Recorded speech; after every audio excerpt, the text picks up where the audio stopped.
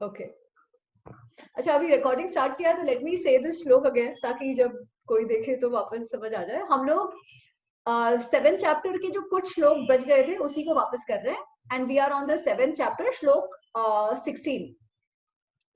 Did I से 14 पहले? श्लोक 16।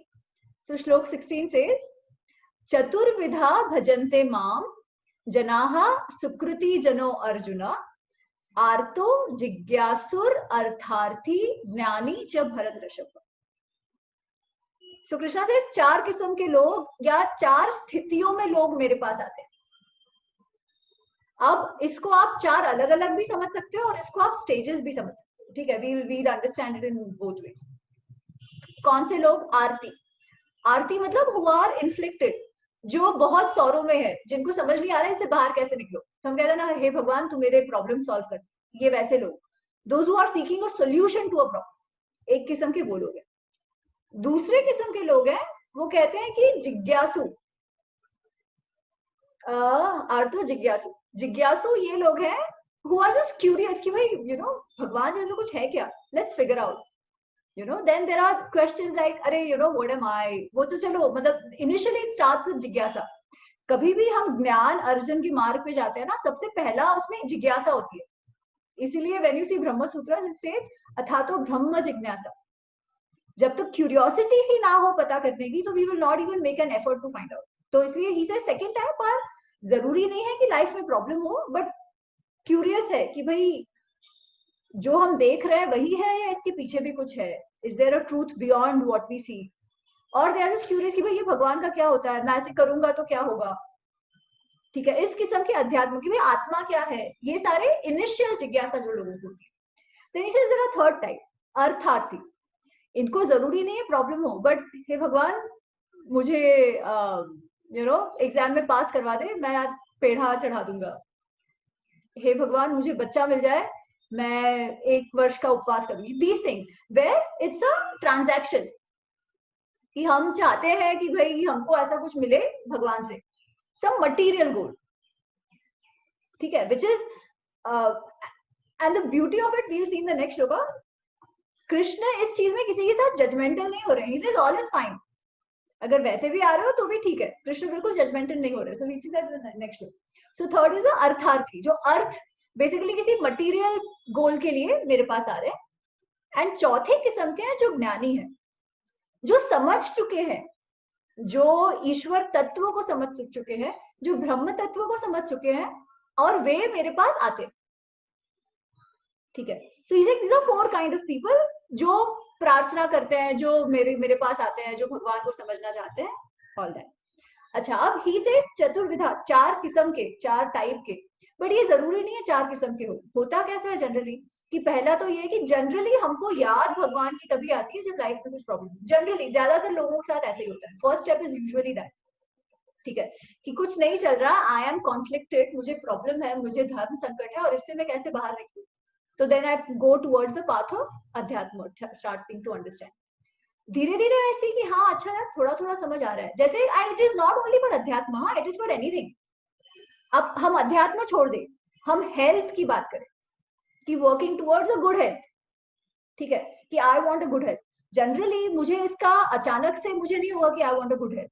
जब लाइफ में प्रॉब्लम होगा कि अरे भाई अचानक छोटी उम्र में कोई बड़ा प्रॉब्लम आ गया, आर्थराइटिस हो गया, कुछ हो गया, तभी सडनली पीपल लाइक नहीं यार, have to become conscious about health, और have to become conscious about health, और फिर हम शुरू करेंगे। एक बार वी सी कि हाँ यार ये तो काम कर रहा है, मैंने योग शुरू किया, एक्चुअली ये मेरे पे काम कर रहा है, I am feeling much better, मेरा कमर जो दुख रहा था वो कम हो गया। देन आई एम क्यूरियस कि भाई कैसे काम कर रहा है ये, let me get deeper into it, है ना? So let me get deeper into it, let me figure out more about it.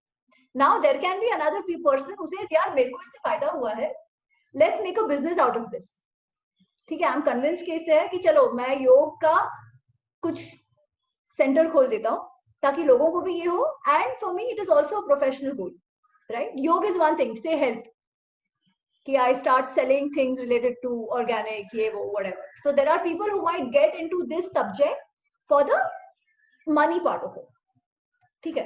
Again nothing good or bad, जो है वो है, at least उससे फायदा तो हो रहा है, ठीक है? So then there are people who come to it with this aspect कि भाई I will get something out of it. But जब उसका फायदा लोगों को हो चुका है, जब मुझे पता चल गया है कि मुझे योग से फायदा हुआ है, वो रियलाइजेशन आ गया, and then I continue it. Once I know it, right? I can't unknow it. And once I know it, I will do it. Once I have realized it, I will do it. So that is the fourth type, where मैं कोई material gain के लिए ये कर रही हूँ ऐसा नहीं है, मैं आउट ऑफ क्यूरियोसिटी कर रही हूँ ऐसा नहीं है, क्योंकि मेरी क्यूरियोसिटी थी, वो एक्चुअली फुलफिल हुई. I saw the benefit of it and I am moving there. और सॉरो जो मुझे इनिशियली था कि भाई मेरी कमर दुख रही थी इसलिए मैंने शुरू किया, या मुझे मेंटली अच्छा नहीं लग रहा था इसलिए मैंने शुरू किया, and eventually I saw कि उसका solution मिल रहा है and I keep doing. So those are the fourth kinds, which are the ज्ञानी. Now as I said, Krishna इस चीज में ना जजमेंटल नहीं हो रहे हैं, कोई भी तरीका हो यार, इवेंचुअली तो आप सही रास्ते जा रहे हो ना. आपने अल्कोहलिज्म या सिगरेट और इस सब का तो सहारा नहीं लिया, you've come on the right path, which is okay. At least उस तरीके से तो you've come on the right path. And generally life में ये triggers होते हैं which push you on these paths. There are multiple ways, right? जब किसी को, जब कोई बहुत दुखी हो तो वो देवदास बन जाता है. देवदास बन के क्या करेगा, अरे भाई मेरे लाइफ में तो ऐसा, and we make it sound as if it is such a big story कि भाई वो लड़की के चक्कर में ये बंदा दारूडिया बन गया. लाइक सीरियसली, इसमें हीरो का क्या है, मतलब इतना भी खुद पे कंट्रोल नहीं है, इतना भी डील नहीं कर सकते तो फिर क्या है ना. So there are people who have chosen that path also. उससे तो ऐसे लोग अच्छे हैं कि जो प्रॉब्लम में आए and then they are seeking answers for it and go towards the path which will help them evolve further. तो इसलिए कृष्ण बिल्कुल जजमेंटल नहीं हो रहे उसके बारे में. वो क्या कह रहे हैं, श्लोक 18, he says उदाराः सर्व एव एते ज्ञानी ज्ञानी तु आत्मैव मे मतम् आस्थितः स हि युक्तात्मा मामेव अनुत्तमा गतिम्. So he says ये सारे ही उदार है. All these paths, the word he's using is udar. They are all noble. They are all, if they are bringing them to me, they are all noble. But eventually he says, but one who comes with wisdom, of course that's the best way to come. मतलब आप शुरुआत में आरती हो, अर्थार्थी हो, जिज्ञासु हो, but ये सब होने के बाद अगर आप में ज्ञान ही ना आया हो फिर तो कोई मतलब नहीं है. So that is why eventually I should do yoga because it has helped me, because I see the value of doing it, not only because I am getting money out of it, not only मुझे एक बार कमर ठीक हो गया तो हो गया. If I do something with the complete conviction, जैसे कि मुझे श्रद्धा आ गई है उसमें, मैं completely convinced हूँ कि ये मेरे लिए काम करता है, तो एक तो मेरी करने की दृष्टि बदल जाएगी और उस वस्तु का महत्व मेरे लिए वैसा बढ़ जाएगा. तो इसलिए इज इवेंचुअली द बेस्ट जो है कि ऑफ कोर्स इज द ज्ञानी इज द बेस्ट, वो 17 पे भी ये कह रहे हैं. पर ये चारों मार्ग उदार हैं, वो जजमेंट नहीं कर रहे कि अरे वो तो मेरे पास मांगने को आया था. नहीं नहीं, दैट इज ऑल्सो फाइन. आप मांगने के लिए भी आओ बट वहां अटको मत. That is the thing. मांगने के लिए आए और फिर वहां अटक गए, ऐसा नहीं होना चाहिए. वहां से बढ़ो आगे. That is what he is saying. So to Ishani's question that day कि भाई वो जो तमस में हो वो कैसे इस तरफ आ सकते हैं, तो ये सिर्फ कह के तो नहीं आएंगे. जब लाइफ में ऐसा हो कि वो आरती बन जाए तब शायद वो आ जाए. तो ऐसा होता है. और हम सब, हमारे में भी किसी में भी तमस की कमी नहीं है, ठीक है. वी आर, हम प्रकृति के गुणों से ही जन्मे हैं. सत्व रजस तमस तीनों ही हमारे में है. और हमारे में क्या, सब में होते हैं. There are people who move beyond it, जो अपने तमस को कंट्रोल करके उससे आगे बढ़े, जो अपने रजस को कंट्रोल करके उससे आगे बढ़े. जैसे एक विश्वामित्र की कहानी पता है सबको, विश्वामित्र वशिष्ठ की कहानी. विश्वामित्र कौन है, डू पीपल नो कौन है विश्वामित्र? ऋषि हैं, बड़े ऋषि. वो पहले क्या थे पता है, before he became a rishi? He was a king. Yes. Vishwamitra राजा थे. उनका नाम वो कौशिक करके उनका नाम था. वो राजा थे. और एक बार क्या होता है कि वो ऋषि वशिष्ठ के आश्रम आते हैं. वो कहीं शिकार खेलने गए होते हैं और वहां से ऋषि वशिष्ठ के आश्रम आते हैं. ऋषि वशिष्ठ के आश्रम में वो देखते हैं कि मतलब आश्रम था, है ना. तो ऋषि वशिष्ठ के पास नंदिनी करके गाय है, नंदिनी कामधेनु की बेटी है। कामधेनु, कामधेनु, काम डिजायर, धेनु गाय, वो गाय जो आपके सारे डिजायर्स पूरा करती है, वो कामधेनु। तो कामधेनु एक गाय थी, कामधेनु की बेटी नंदिनी, जो कामधेनु जैसे ही पावरफुल थी। सो द स्टोरी गोस, ठीक है। तो जब इतने सारे राजा और उसके सारे सिपाही और सब आए होते हैं, तो ऋषि वशिष्ठ कामधेनु वो नंदिनी से कहते हैं, और इतना वो दूध और खाना वाना सब देती है ताकि सबका पेट भर जाए। So Vishwamitra is very amazing, like यार मैं तो राजा हूँ, मेरे पास ऐसा कुछ नहीं है, और ये वशिष्ठ जो सिर्फ आश्रम में रह रहे हैं, इनके पास ऐसी गाय। एंड ही थिंक्स यार I deserve, I am the greatest king of Bharatvarsh, मेरे पास ही गाय होनी चाहिए।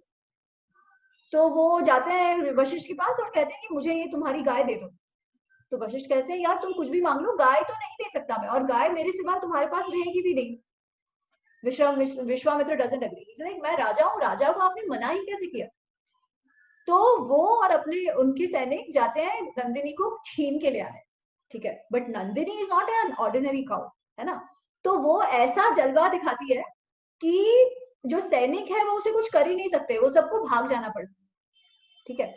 तो विश्वामित्र थिंकिंग ऐसे कैसे हो सकता है, ऐसा क्या है वशिष्ठ में कि he can have a cow like this, और जिसे मेरे सारे सेना को नष्ट कर दिया। तो उसे आई थिंक नारद मुनि या कोई आके समझाते हैं कि देख ऐसा है, जो ब्रह्म तत्व का गुण है, वशिष्ठ जो है वो ज्ञानी है, सत्व से भरपूर है।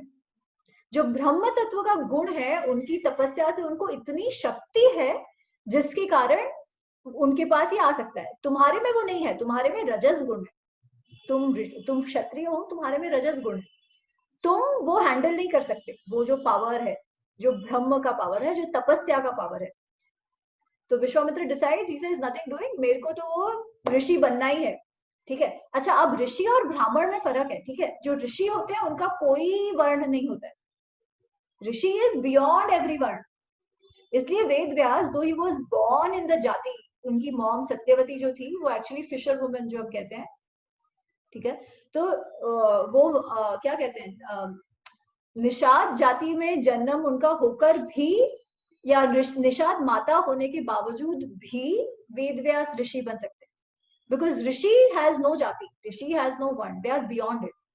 उनकी शक्ति ही उनके तपस्या से आई होती है, दे हैव ट्रांसग्रेस्ड द प्रकृति गुण, ठीक है। एक्चुअली हाँ प्रकृति गुण पे हमें बात करना है, वो भी हम करेंगे। बट ऋषि आर दोस्त जिनका जो प्रकृति के जो तमस रजस सत्व से निकल चुके हैं, स्टिल कुछ तो होगा because there are life, so it's more of the सत्व, ठीक है। तो वो तपस्या में लग जाते हैं। तो नारद जी विश्वामित्र को कहते हैं कि तुम्हें तपस्या करनी पड़ेगी, तो ही you can get beyond this. तो वो तपस्या कर रहे होते हैं, एंड फिर इंद्र को लगता है यार ये तो ऑलरेडी बहुत स्ट्रांग है, बहुत स्ट्रांग विल पावर है इसका, अगर ये एक्चुअली ऋषि बन गया देन मेरी पावर तो चली जाएगी। तो वो मेनका को भेजते हैं। We heard about the Vishwamitra Menaka story, lord of earth. Menaka is an apsara, वो आती है और इसको उसका पदभ्रष्ट करने का प्रयत्न करती है, she tries to attract him. Now after so many years, Vishwamitra thinks he's achieved that level of ऋषि तत्व, पर मेनका को देख के उसकी बुद्धि ये हो जाती है, विचलित हो जाती है। तो तपस्या खत्म, बिकॉज अभी जो रजस, जो डिजायर है, जो लस्ट है, वो तो नहीं गया, तो उसकी तपस्या खत्म हो जाती है। Then he has to start again, तो वापस शुरू करते हैं, ठीक है। तो उस नेक्स्ट टाइम वो लास्ट वाला भाव जा चुका है, ही is not disturbed by any of this lust desire thing। पर क्या होता है, उस ऐसे कोई आते हैं और उसको कुछ गाली देते हैं, विश्वामित्र को कुछ गाली देते हैं, एंड विश्वामित्र को बहुत गुस्सा आ जाता है। अरे मैंने इतने हजारों वर्षों की तपस्या की है और तुम मुझे क्या ऐसे गाली देके जा रहे हो, मैं तुमको श्राप दे दूंगा वगैरह वगैरह। तो नारद कम्स एंड सेज तुम ऋषि बन गए और सिर्फ उसने गाली दी इसलिए तुम उसको श्राप दे रहे हो। उसने जो किया वो अच्छा बुरा की बात नहीं है, पर तुम्हारा जो राग द्वेष है वो तो नहीं गया। अगेन राग द्वेष इज अ रजस गुण, रजो एंड तमो। वो कहता है ना काम एष क्रोध एष रजो गुण समद्भव। जब अर्जुन पूछता है कि हम पाप क्यों करते हैं, कि हमको करना तो नहीं होता है, हमको किसी को भी पाप नहीं करना होता है, तो पाप करते क्यों है? तो कृष्ण से काम एष क्रोध एष रजो गुण समुद्भव, है ना। तो वो कहते हैं अभी भी तुम्हारा जो क्रोध है, तुम्हारा जो राग द्वेष है, वो तो गया नहीं है। जो ऋषि तत्व जो पाते हैं उसका तो इन चीजों पे कंप्लीट कंट्रोल होता है। विश्वामित्र को समझ आता है and then again he does तपस्या तपस्या तपस्या, और उसके बाद वो महर्षि बनते हैं बहुत वर्षों बाद। ठीक है, तो इनमें इतने इनसिक्योर क्यों रहते हैं? वो हमेशा ऐसा करते रहते हैं कुछ कुछ। देखो जब पावर आता है ना तो इनसिक्योरिटी उसके साथ ही आती है। और किसी को लग रहा है क्या audio breaking? Am I clear enough? Yeah, I can hear you. Yeah, I'm here.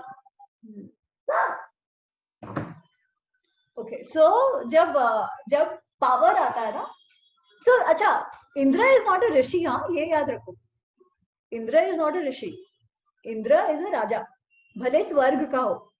ठीक है, और इसीलिए कृष्ण मोक्ष की बात करते हैं, क्योंकि स्वर्ग जो है वो भी टेम्पररी है, और स्वर्ग में भी तुम्हारी सारी कामनाएं गई नहीं है। एक्चुअली स्वर्ग में तो कामनाएं नहीं गई है, बिकॉज यू गो, हम क्या सोचते हैं कि मुझे स्वर्ग मिले, क्यों स्वर्ग मिले? ताकि मैं खुश रहूं, लग्जरी में रहूं, ये रहूं वो रहूं। तो वो जो कामना है, जो डिजायर्स है, वो जाते नहीं है, और इसीलिए वापस रीबर्थ होता है। जो हमारा बर्थ और डेथ का जो साइकिल है ना, जब तक आप कर्म करेंगे और किसी डिजायर से, प्रकृति के गुणों से कर्म करेंगे, अहंकार से कर्म करेंगे, as long as you have the agency for it, उस कर्म का फल होगा। जब तक कर्म का फल होगा हम बर्थ डेथ लेते रहेंगे। ठीक है, सिर्फ there is a placeholder, the placeholder is what we call heaven और हेल और व्हाटएवर। ठीक है, बट स्वर्ग में जाके भी जन्म तो वापस लेना ही है, बिकॉज कामनाओं पे कंट्रोल नहीं आ गया। एंड इंद्र भले स्वर्ग में हो, भले उसकी टेंडेंसी इज मोर टुवर्ड्स सत्व रजस मोर than tamas rajas as it is for the asura, फिर भी सत्व भी तो है, सत्व रजस भी तो है ना, क्योंकि वो वहां पर भी राजा है। और जब भी तुम्हारे पास जो पावर आता है, अपने पास जो पावर आता है, तो इसलिए और संभल के रहना पड़ता है, because when you have something there is always a fear to lose out, and it only takes a rishi, the level of rishi, to not have that fear of losing out and say ठीक है जो हो वो हो। वही कृष्ण अर्जुन को कह रहे हैं कि भाई यू डोंट वरी, तेरे को मिलेगा नहीं मिलेगा वो तो चिंता मत कर, you do what you should do.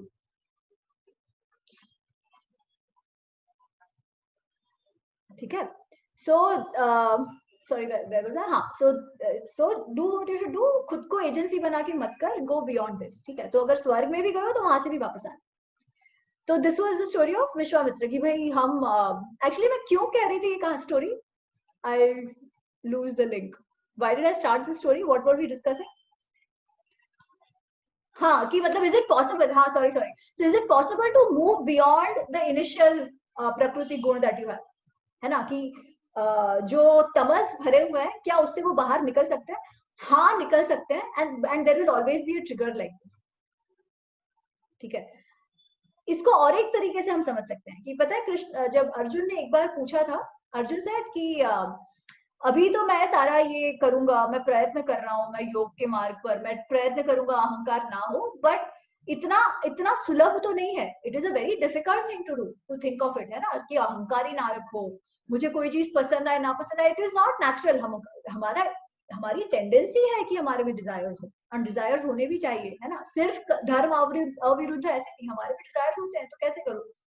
तो कृष्ण टेल्स हिम कि भाई कोई भी प्रयत्न जो तुम करोगे वो कभी विफल नहीं जाएंगे, it will take you ahead, थोड़ा बहुत तो तुमको आगे ले ही जाएंगे। और वो क्या कहते हैं कि जिस तरीके, जो भी तुम्हारा, तुम वापस जन्म तो लोगे, बट तुम ऐसी परिस्थितियों में जन्म लोगे जहां से तुम और आगे बढ़ सको। ठीक है, you remember we had this chat कि कृष्ण ने कहा था कि तुम डरो मत, जो भी तुमने प्रयत्न किया, there is nothing like wastage of effort, वो तुम अगले जन्म में it will give you a head start. ठीक है, but give you a head start मतलब क्या? इट डजंट मीन कि तुम सिर्फ एकदम बहुत ही अच्छे इसमें पैदा हो जाओगे, नहीं। It will give you a head start मतलब it will put you in a circumstance जहां से तुम्हारा वो ट्रिगर ऑफ जिज्ञासा, trigger towards getting on this path is activated. मतलब पेन। यस, पेन ना हो ना तो हम जब तक दुख ही नहीं होगा तो हम सुख की तरफ कैसे जाएंगे?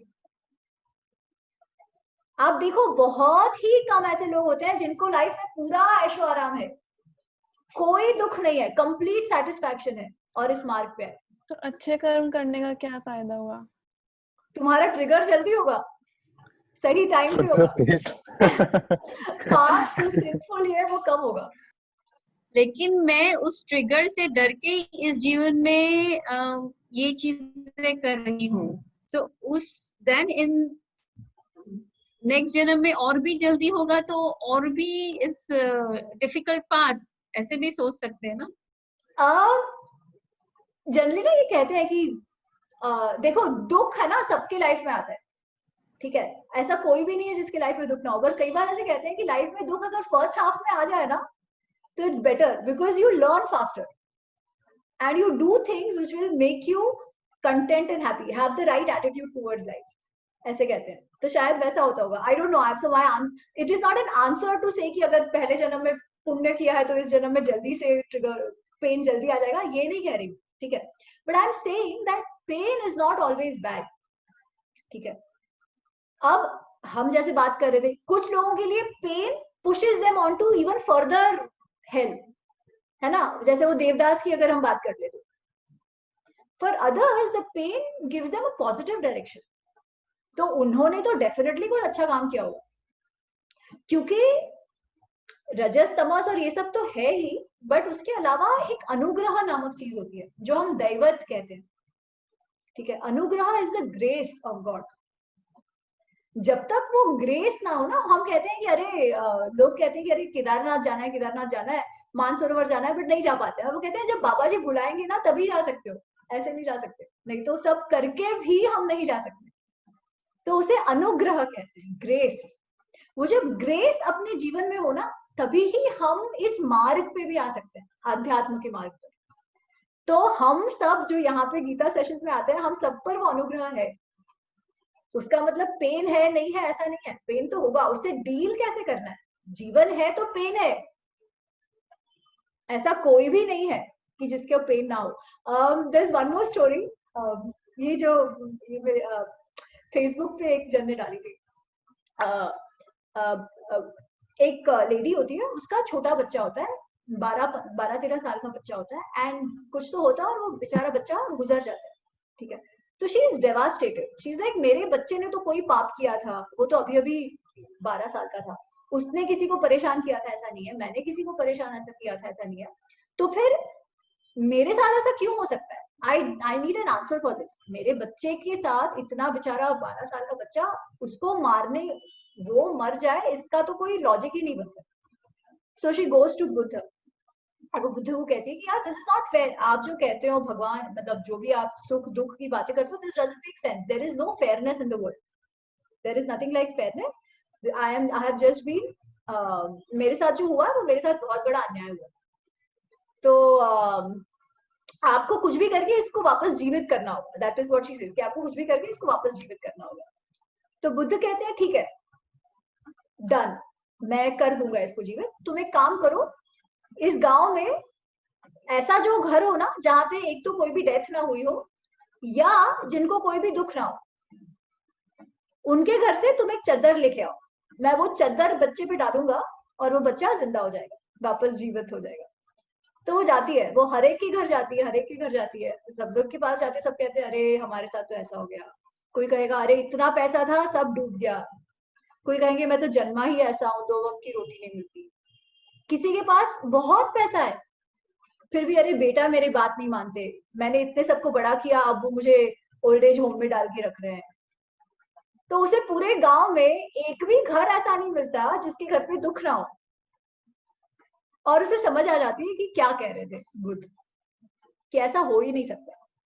और बहुत सारी चीजों में हमें लॉजिक समझ नहीं आता है, बिकॉज हमारी ह्यूमन लाइफ में नॉर्मली हमारी विजन इतनी है, कई चीजें जो होती है ना वो बियॉन्ड आवर विजन होती है, उसको हम कुछ नहीं कर सकते।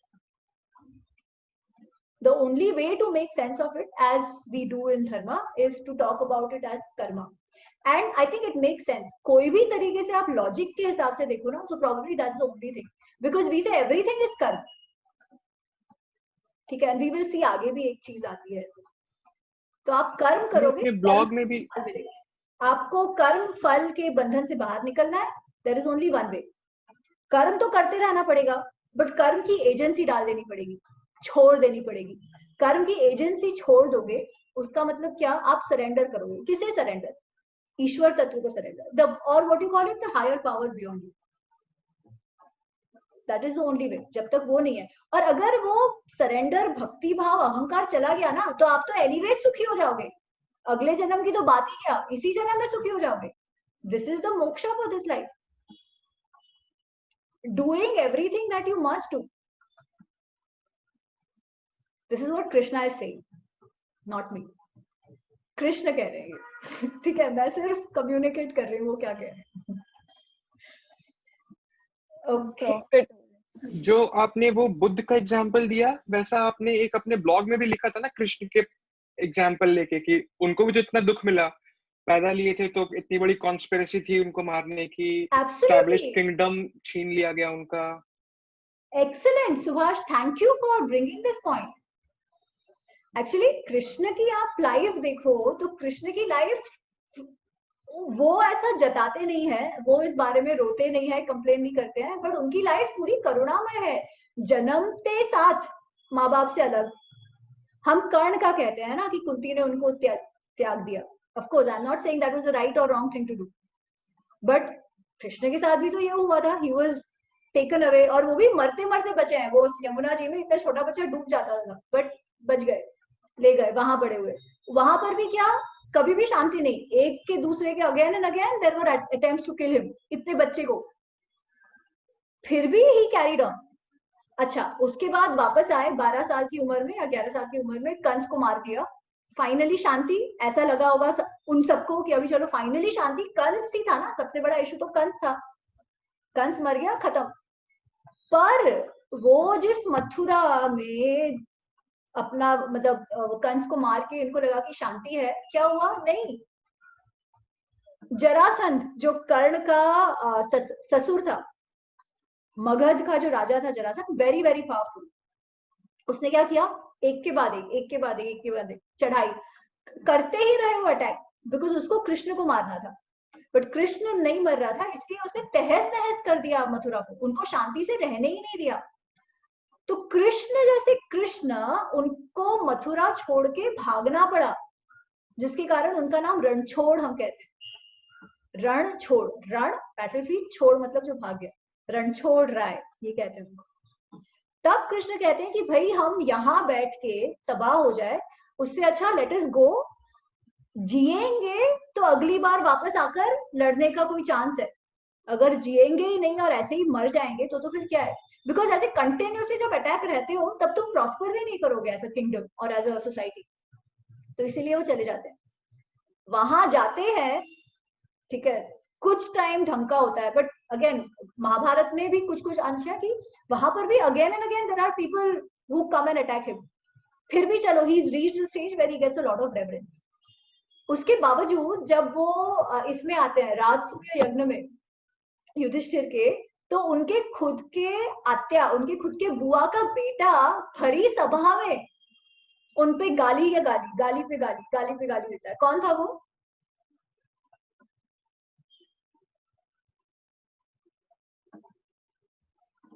कौन था वो?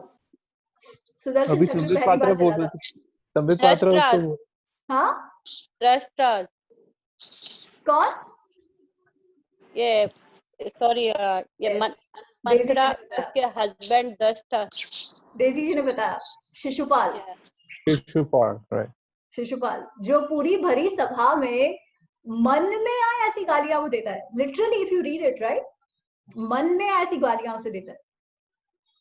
ये इतना भाव मिलने के बावजूद आप सोचो, हमें लगता है सिर्फ गालियां दिया, बट जो उस लेवल पे है उसको कैसा लगा होगा सोचो. पूरी भरी सभा में लिटरली आपको कोई गाली पे गाली दे रहे, एंड गालियां शिशुपाल ने दी. बाकियों को हिम्मत नहीं हुई, बट आई एम श्योर ये भाव औरों में भी होगा ना, क्योंकि जेलसी तो है कि इसको इतना भाव मिल रहा है. तो ये भी रहा. ये सब करके महाभारत का युद्ध हुआ, खुद का सगा भांजा 16 वर्ष की उम्र में मर गया।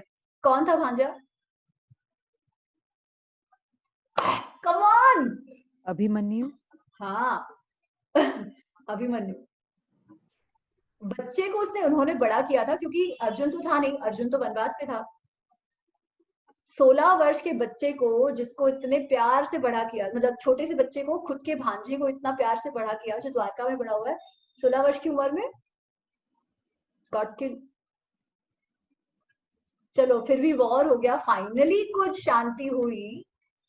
उसके 30 साल बाद पूरा यादव खानदान, the entire clan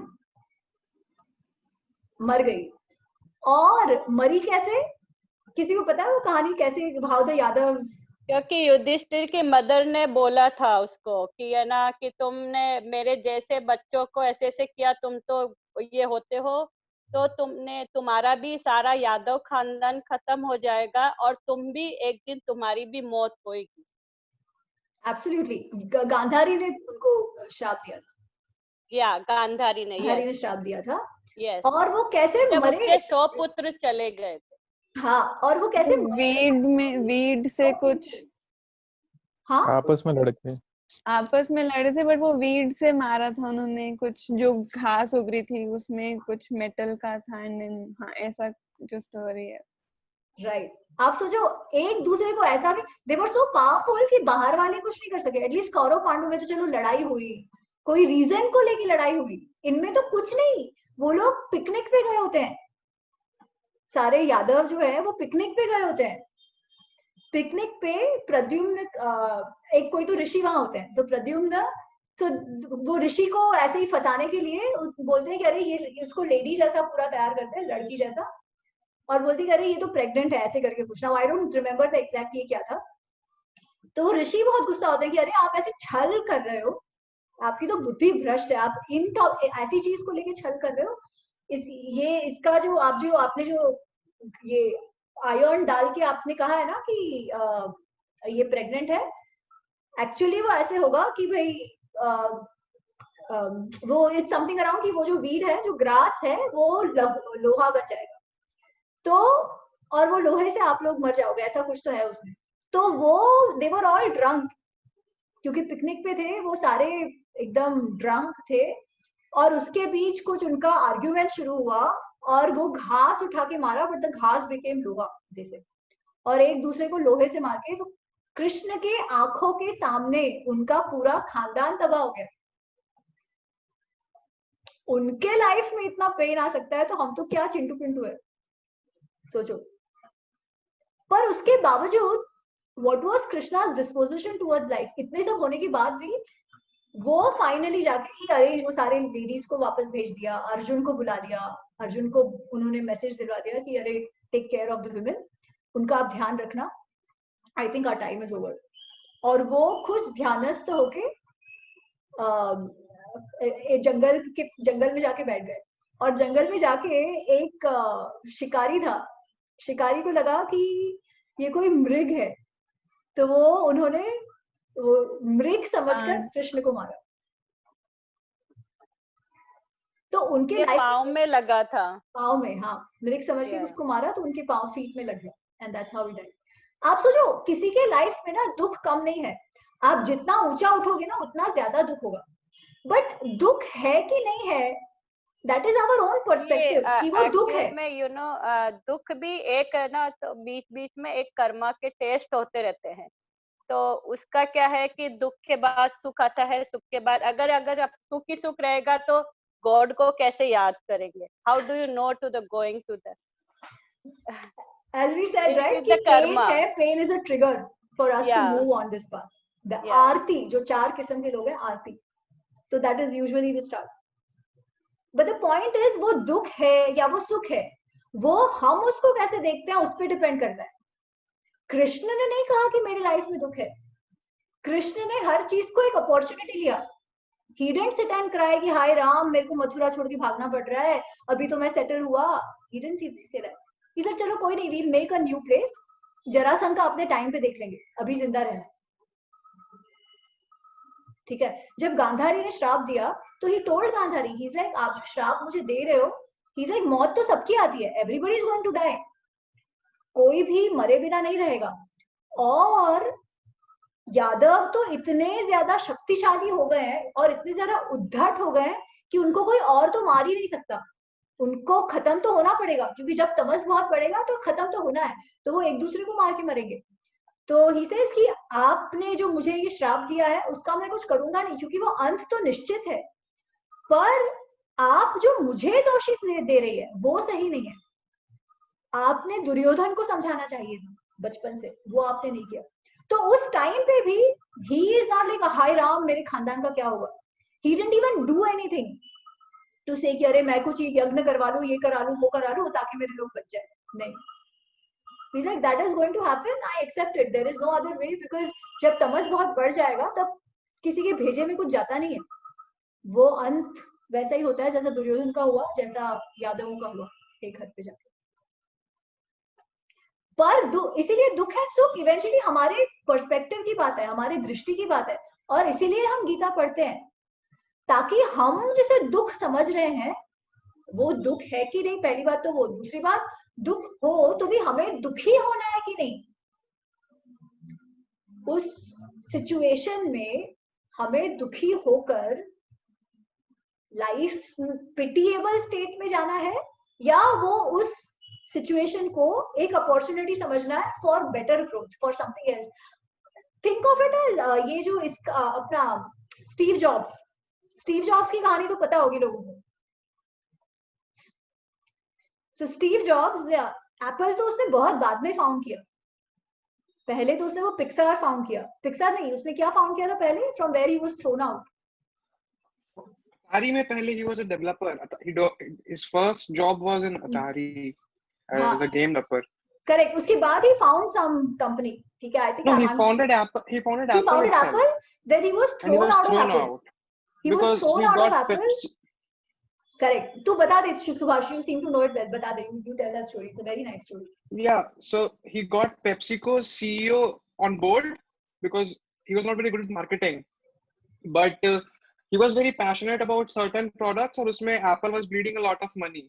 So the board members decided to fire him, and then they fired him. And while he was fired, he founded two more companies. One was Next, and one was Pixar. So these two, so totally he founded three companies, and later on, all these three companies transformed each of the respective industries that they were for. And later on, he says that at that point, it was very worrisome for me that I got fired from the company I founded unceremoniously. But later on, it turned out that all the burden of success was took off my shoulder, and I was just a fresher and ready to explore, ready to experiment. So that's what he saw as an opportunity. और सुब्रमण्यम स्वामी भी इस पे बोलते हैं ना कि मुझे जब IIT दिल्ली से निकाला गया तो उस समय तो मेरे को बहुत तकलीफ हुआ कि ऐसा निकाल दिया मेरे को, बट अभी में तो मेरे कोलीग्स मेरे को ऑन टीवी इंटरव्यूज देखते हैं, वो रिटायर होके घर पे बैठे हुए और मतलब मैं न्यूज बना रहा हूँ। तो ये कितने सारे एग्जांपल देखो, this is so true, right?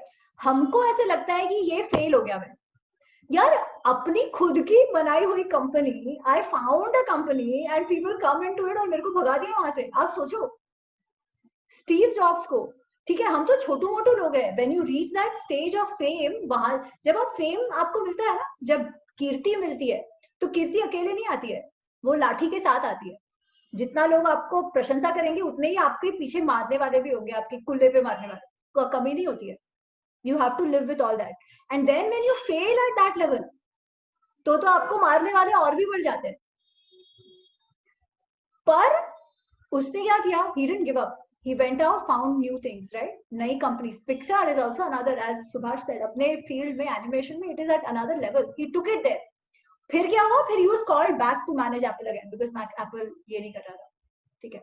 तो वापस वो आए, वापस उन्होंने, and when he came back again this time it was with another confidence, right? कि ये फ्लूक से नहीं हो गया था, इसमें मेरा स्किल का भी कोई ये था।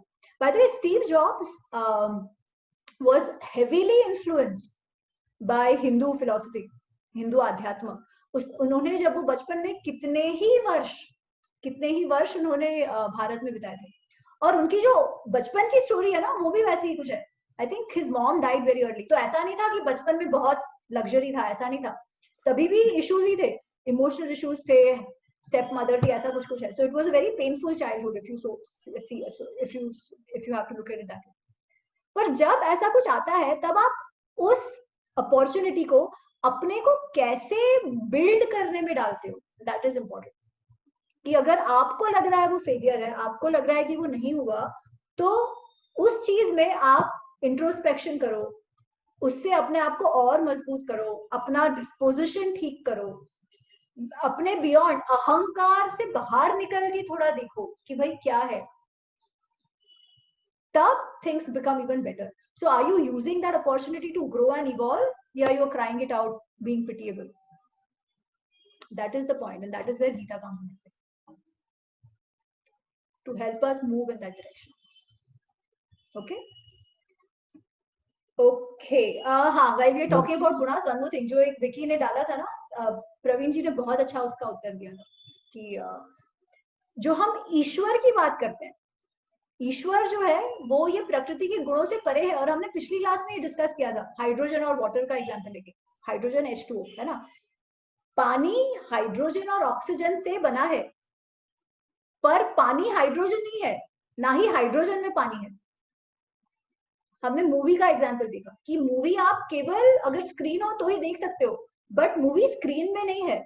उसी तरीके से जो गुण है, प्रकृति है, गुण है, वो ईश्वर से उद्भव तो हुए हैं, बट ईश्वर में उनका गुण, ईश्वर इज बियॉन्ड ऑल दीज गुण. और सिर्फ ईश्वर नहीं, हम भी हो सकते हैं. गीता के थ्रू अगर हम हमारा मन को कंट्रोल कर ले, हमारे राग द्वेष को कंट्रोल कर रहे, हमारे लाइकिंग डिसलाइकिंग वो तो रहेंगे, बट उससे ही केवल डिसीजन ना ले, बुद्धि से डिसीजन ले, प्रज्ञा से डिसीजन ले, तो हम भी we can get beyond the natural urges of the प्रकृति. ठीक है, that is the point. So ईश्वर तत्व इज बियॉन्ड कर्म गुणा. And I will bring a couple of shlokas from Yoga Sutra. Yoga सूत्र में पतंजलि योग सूत्र में वो जब अष्टांग योग की बात करते हैं, उसके पहले वो ईश्वर की बात करते हैं. वो कहते हैं कि योग चित्त, योग पाने का के अलग अलग तरीके हैं, वो सारे वो एक्सप्लेन करते हैं. और उसमें एक तरीका है ईश्वर प्रणिधान.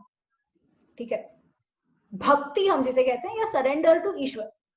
But what is Ishwar? Surrender to what is Ishwar? तो ईश्वर को इस तरीके से समझाते हैं. वो कहते हैं क्लेश कर्म विपाकाशैहि अपरामृष्टः पुरुष विशेष ईश्वर. जो क्लेश से, किसी भी डिस्टर्बेंस से, दुख से, कर्म के फलों से, जिनको कर्म के फल बंधन में नहीं बांधते, उस सबसे जो परे है वो ईश्वर तत्व है. देन ही सेज तत्र निरतिशयम सर्वज्ञ बीजम. जो भी आप देखते हो प्रत्यक्ष या अप्रत्यक्ष, उसका जो बीज है, जो तत्व है, वो ईश्वर है. The consciousness is still ye, but even if you go beyond it, that is Ishwar. And then he says purvesham api guruhu kalena anavachhedat. जो टाइम के भी परे है. We are used to thinking about time as a linear ये, है ना. फिर जब हम रीइंकार्नेशन की बात आती है, तब हम सर्कुलर देखते हैं. हम टाइम को हिंदू धर्म में सर्कुलर समझते हैं कि it is not only linear. इसीलिए वो फीडबैक लूप ऑफ कर्म फल is basically the feedback loop that comes in, right. तो कर्म फल को हम सर्कुलर इसमें लेते हैं. पर वो कह रहे हैं ईश्वर तत्व वो है जो उससे भी बियॉन्ड है, जिसको समय भी नहीं बांध सकता, वो ईश्वर तत्व है. अच्छा, अब वो समझने, रियलाइज करने का किसको होता है किसको नहीं, वो अलग चीज है. बट योग सूत्र में जो है वही कृष्ण इसमें भी कह रहे हैं, गीता में भी. आई थिंक 8th चैप्टर में वो और भी आएगा, so we will see it at that time, कि वो ईश्वर को जो कह रहे हैं कि विदाउट फॉर्म ये वो, तो वो कैसे. ठीक है. Okay, so now getting on to shloka 20. हाँ, ओके, श्लोक 21 ऑफ 7th चैप्टर. ठीक है, ये भी बहुत सुंदर है, हमने 4th चैप्टर में किया था उसके जैसे. सो कृष्णा सेज, एक तो पहले उन्होंने समझाया कि किस 4 किस्म के लोग मेरे पास आते हैं. ठीक है, अब ही सेज लोग किन किन कारणों से या कैसे कैसे भगवान को बचते हैं. तो उसके लिए सेज यो यो याम याम तन्नु भक्तः श्रद्धयार्चितुम् इच्छति तस्य तस्य अचलां श्रद्धां तामेव विदधामि अहम. Then he says, सतया श्रद्धया युक्तः तस्याराधनम् ईहते लभते च ततः कामान् मयि एव विहितान् हि तान्.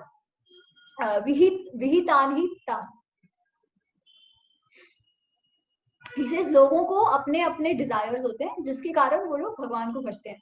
किसी को बच्चा चाहिए, किसी को ऐश्वर्य चाहिए, किसी को पैसा चाहिए, किसी को सक्सेस चाहिए. तो जिनको जो जो चाहिए उस हिसाब से वो भगवान की प्रार्थना करते हैं और वो इस हिसाब से उन भगवानों की प्रार्थना करते हैं. तो जैसे किसी को बहुत पैसा चाहिए तो वो लक्ष्मी की प्रार्थना करेंगे, किसी को विद्या बहुत चाहिए तो सरस्वती की करेंगे, वैसे ही किसी को बहुत शक्ति चाहिए तो वो इंद्र का करेंगे, जिसको बहुत बाहुबल चाहिए वो वायु का करेंगे, है ना, या हनुमान का करेंगे जो बजरंगबली. तो उस तरीके से तो इसे जिसको जो जो चाहिए होता है उस हिसाब से वो अलग अलग भगवानों को या डेटीज को पूछते हैं. एंड इज लाइक, और मैं उनको उसमें सहायता ही करता हूँ जिसमें उनकी श्रद्धा है, मैं वो श्रद्धा को और दृढ़ बनाता हूँ. ठीक है. तो ही इज नॉट सेइंग कि there is only one way और सिर्फ मेरे को, ही सेइंग नहीं. एक तो ही सेड आप कोई भी तरीके से भजो दैट्स फाइन, आप अर्थ के कारण भजो तो भी दैट्स फाइन. आपको ये लगे कि मुझको इनकी प्रार्थना करके ये सब हासिल होगा तो भी इट्स फाइन. आपको जिसमें श्रद्धा है ना, मैं वो श्रद्धा को दृढ़ करता हूँ, क्योंकि जब तक श्रद्धा नहीं होगी तब तक तो आपको कुछ मिलेगा ही नहीं. श्रद्धावान लभते ज्ञान, एज सिंपल एज दैट. जब आप उससे पूर्ण संकल्प से, पूर्ण श्रद्धा से कुछ करते हो तो आपके आसपास की एनर्जी चेंज होती है. ठीक है. और वो एनर्जी, वो मैग्नेटिक फील्ड चेंज होने के कारण something that you desire might happen. So he says I make it even firm, जिसमें जो श्रद्धा है. But then he cautions and says, देखो ऐसा है, वो जो सारे आपको फल मिलते हैं वो फल फिर भी टाइम बाउंड है, टेम्पररी है. पैसे मिल गए कि मैं हमेशा खुश, ऐसा तो नहीं है ना. मुझे और पैसे चाहिए, और केवल पैसे मिलने से ही खुशी होती है तो जो अमीर लोग हैं उनको कोई प्रॉब्लम ही नहीं होता, पर ऐसा नहीं है. तो ही इज लाइक, जब आप कोई भी मटेरियल डिजायर की कामना करते हो, ऑल राइट, करो, करनी चाहिए, I will help you get that also, but उससे ये भी समझो कि दोज आर टेम्पररी गोल्स. जब आप मुक्त होने के लिए प्रार्थना करते हो, जब आप सरेंडर के भाव से करते हो कि जो हो वो, जो मैं करूं वो कृष्ण, या जो मैं करूं वो भगवान, आप जिसका भी नाम ले लो, without any of this, and doing things because it should be done without worrying about the outcome, again the same thing, right. तब आप मुझको प्राप्त होते हो. और मैं कौन? I am that Ishwar who is beyond time. जैसे हम अभी इससे सुभाष ने पूछा, इंद्र है ना, इंद्र से शक्ति मिलती है, but Indra himself is not beyond प्रकृति गुण.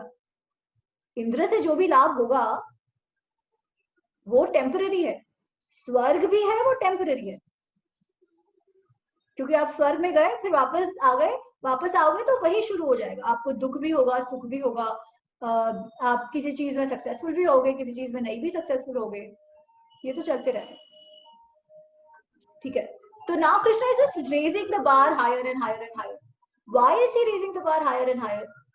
बिकॉज आप देखो, Arjun is not in a state जहां पर मटेरियल प्लेजर्स उसे कोई सुख दे. वो तो उसके पास है ना, वो तो वो जानता है कि वो जीतेगा तो उसको ये सब मिलने वाला है, पर उससे वो संतुष्ट नहीं है. उसको लग रहा है कि कोई अपने लोगों को मार के कोई ये मिलना, मैं लग्जरी पा भी लूं तो क्या. तो उसके लिए तो और एक हायर आइडियल सेट करना है ना, that you are, that what you will gain is probably much higher, but don't think of it as. तो वो कह रहे हैं कि don't do anything only with a gain in mind, but there is a gain also when you do things without any gain. That is what he said. You see the psychology of it.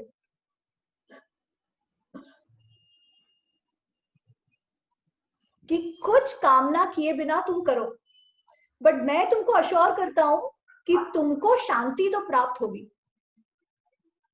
भले तुम शांति की कामना के लिए काम मत करो, because तुम अगर उसके लिए कामना करोगे और भी कुछ हुआ तो तुमको शांति नहीं मिलेगी.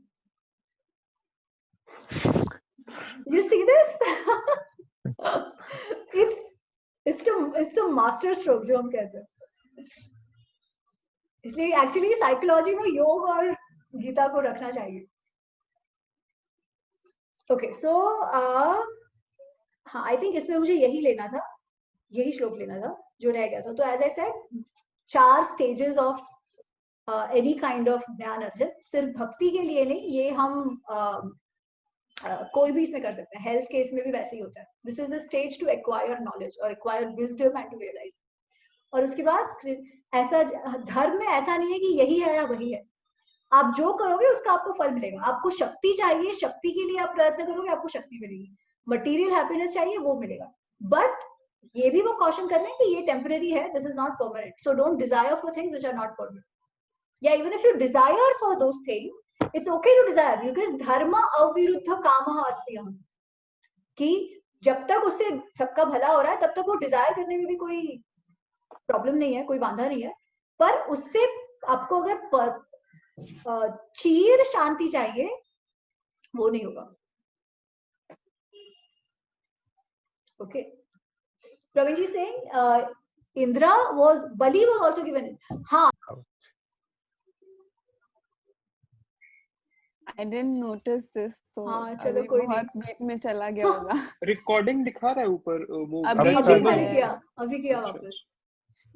खैर चलो कोई बात नहीं. सॉरी कहा. हाँ, तो pain is the truth of life. ठीक है. Why is pain a truth of life? Because going back to that कि हम कुछ भी करें, कोई भी काम करने नहीं करने में या सक्सेस एंड फेलियर में 5 एस्पेक्ट्स है. 4 हमारे हाथ में, 5वां नहीं. जब 5वां हमारे हाथ में नहीं है, तो वो जब हमारे अनफेवरेबल हो फॉर वट एवर रीजन, तो पेन तो होगा. पेन इसलिए भी होगा क्योंकि we are evolutionary, we are made in a way कि प्लेजर और पेन हो. ठीक है. बिकॉज जिससे हमें पेन होगा उसको हम अवॉइड करेंगे. Natural instinct, right? तो अगर मुझे कोई चीज मैं खाऊं और मुझे अच्छी ना लगे, तो टिपिकली जब अभी जैसा जब नहीं था, तो पता होता है कि अगर कुछ पॉइजनस है, ये है, वो टेस्ट अजीब करेगा. So just talking about the taste part of it. ठीक है. तो पेन से I am saving myself from a potential bigger threat. ठीक है, इवोल्यूशनरी. प्लेजर से मुझे खाने से प्लेजर आता है, इसीलिए I will do it more, which is important for nourishing. This is an evolutionary thing. मैं जब वाघ को देखता हूँ, मुझे मालूम है कि शेर है, वो खा जाएगा, तो अचानक से मुझे पेन होता है, which I take as a threat और अ फियर. ठीक है. That is important, else I will not act to save myself for it. तो सस्टेनेबिलिटी के लिए भी प्लेजर एंड पेन जरूरी है. ठीक है. जो naturally occurring pleasure and pain है. तो pain and pleasure are the truth of life and an evolutionary necessity. Okay. Problem कब होता है? प्रॉब्लम तब होता है जब हम उस पेन से निकल ही नहीं पाते हैं, और वो केवल मनुष्यों को होता है क्योंकि हमारे पास बुद्धि है and we have the agency of choice. आप देखो कुत्ते के साथ, ठीक है, चलो एक्चुअली डोमेस्टिक एनिमल्स की तो बात अलग हो गई, में एक्चुअली और भी प्लेजर पेन का ये होता है. बट आप अगर फॉरेस्ट वगैरह में जाओ तो थोड़ा टाइम उनको पेन होता है कि बच्चा गुजर गया, सपोज किसी वाघ शेर का बच्चा गुजर गया, but then they move on and they create even more bachchas. ठीक है. They are not stuck anywhere कि भाई ये नहीं हुआ, वो नहीं हुआ. उनको डिप्रेशन नहीं होता. हाँ, डिप्रेशन नहीं होता. डिप्रेशन नहीं होता, एग्जैक्टली. पर हमको होता है. हमको क्यों होता है? बिकॉज हमारे पास चॉइस है वो पेन को पकड़ रखने की या छोड़ देने की. उनमें वो नहीं है. वो लोग इजीली जा दे सकते हैं. और ये पेन को पकड़ रखने, जो हम चॉइसेस लाइफ में वैसी करते हैं जिसके कारण जो पेन हुआ वो तो हुआ, पर हम उसको और एक्सटेंड करते हैं. अच्छा, दूसरी बात, पेन अगर हम फैमिली या रिलेशनशिप्स में कहो तो उसके लिए भी जरूरी है. क्यों? Because that makes us more nurturing, right? अगर माँ को मातृत्व ही ना हो तो बच्चा को प्रेम कहाँ से मिलेगा?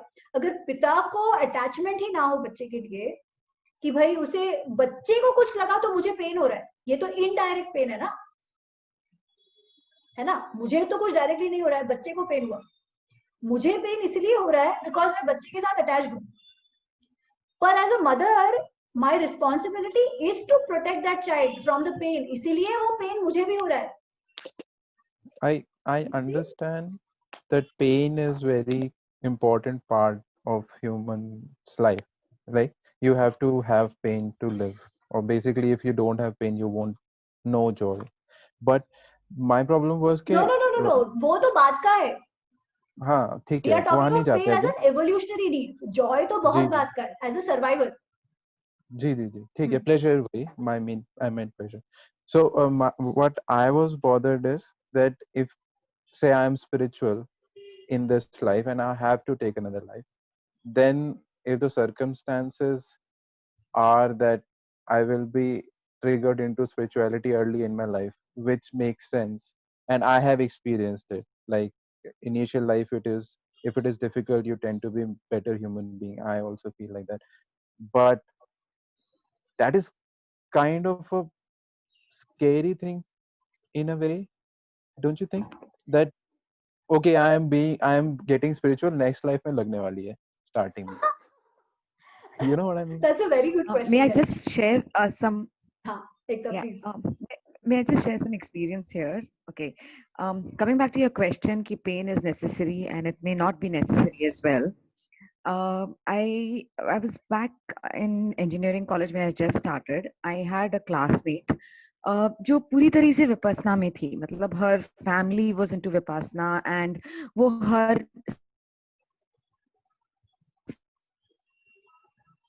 Ekta, एग्जाम आवाज के कट टाइम रहा पे है हमें आपका. आते थे. वो attend our exams nicely. Sorry, अब ठीक है. हाँ, तो वो हर सेमेस्टर में उसके पेरेंट्स आते थे, उसके अंकल्स आते थे हम लोगों को मंगल मैत्री करने के लिए, so that we are calm about the exams and we are not so not so nervous about them and everything. So it was an introduction to Vipassana very early in life, and they in fact taught us a lot of things as well. But youth happened, we never got serious about it. कभी सोचा नहीं उसके बारे में कि उसको practice किया जाए. And today when I heard about all these things, I mean since the last class, you are introduced into this earlier because some of your past good actions.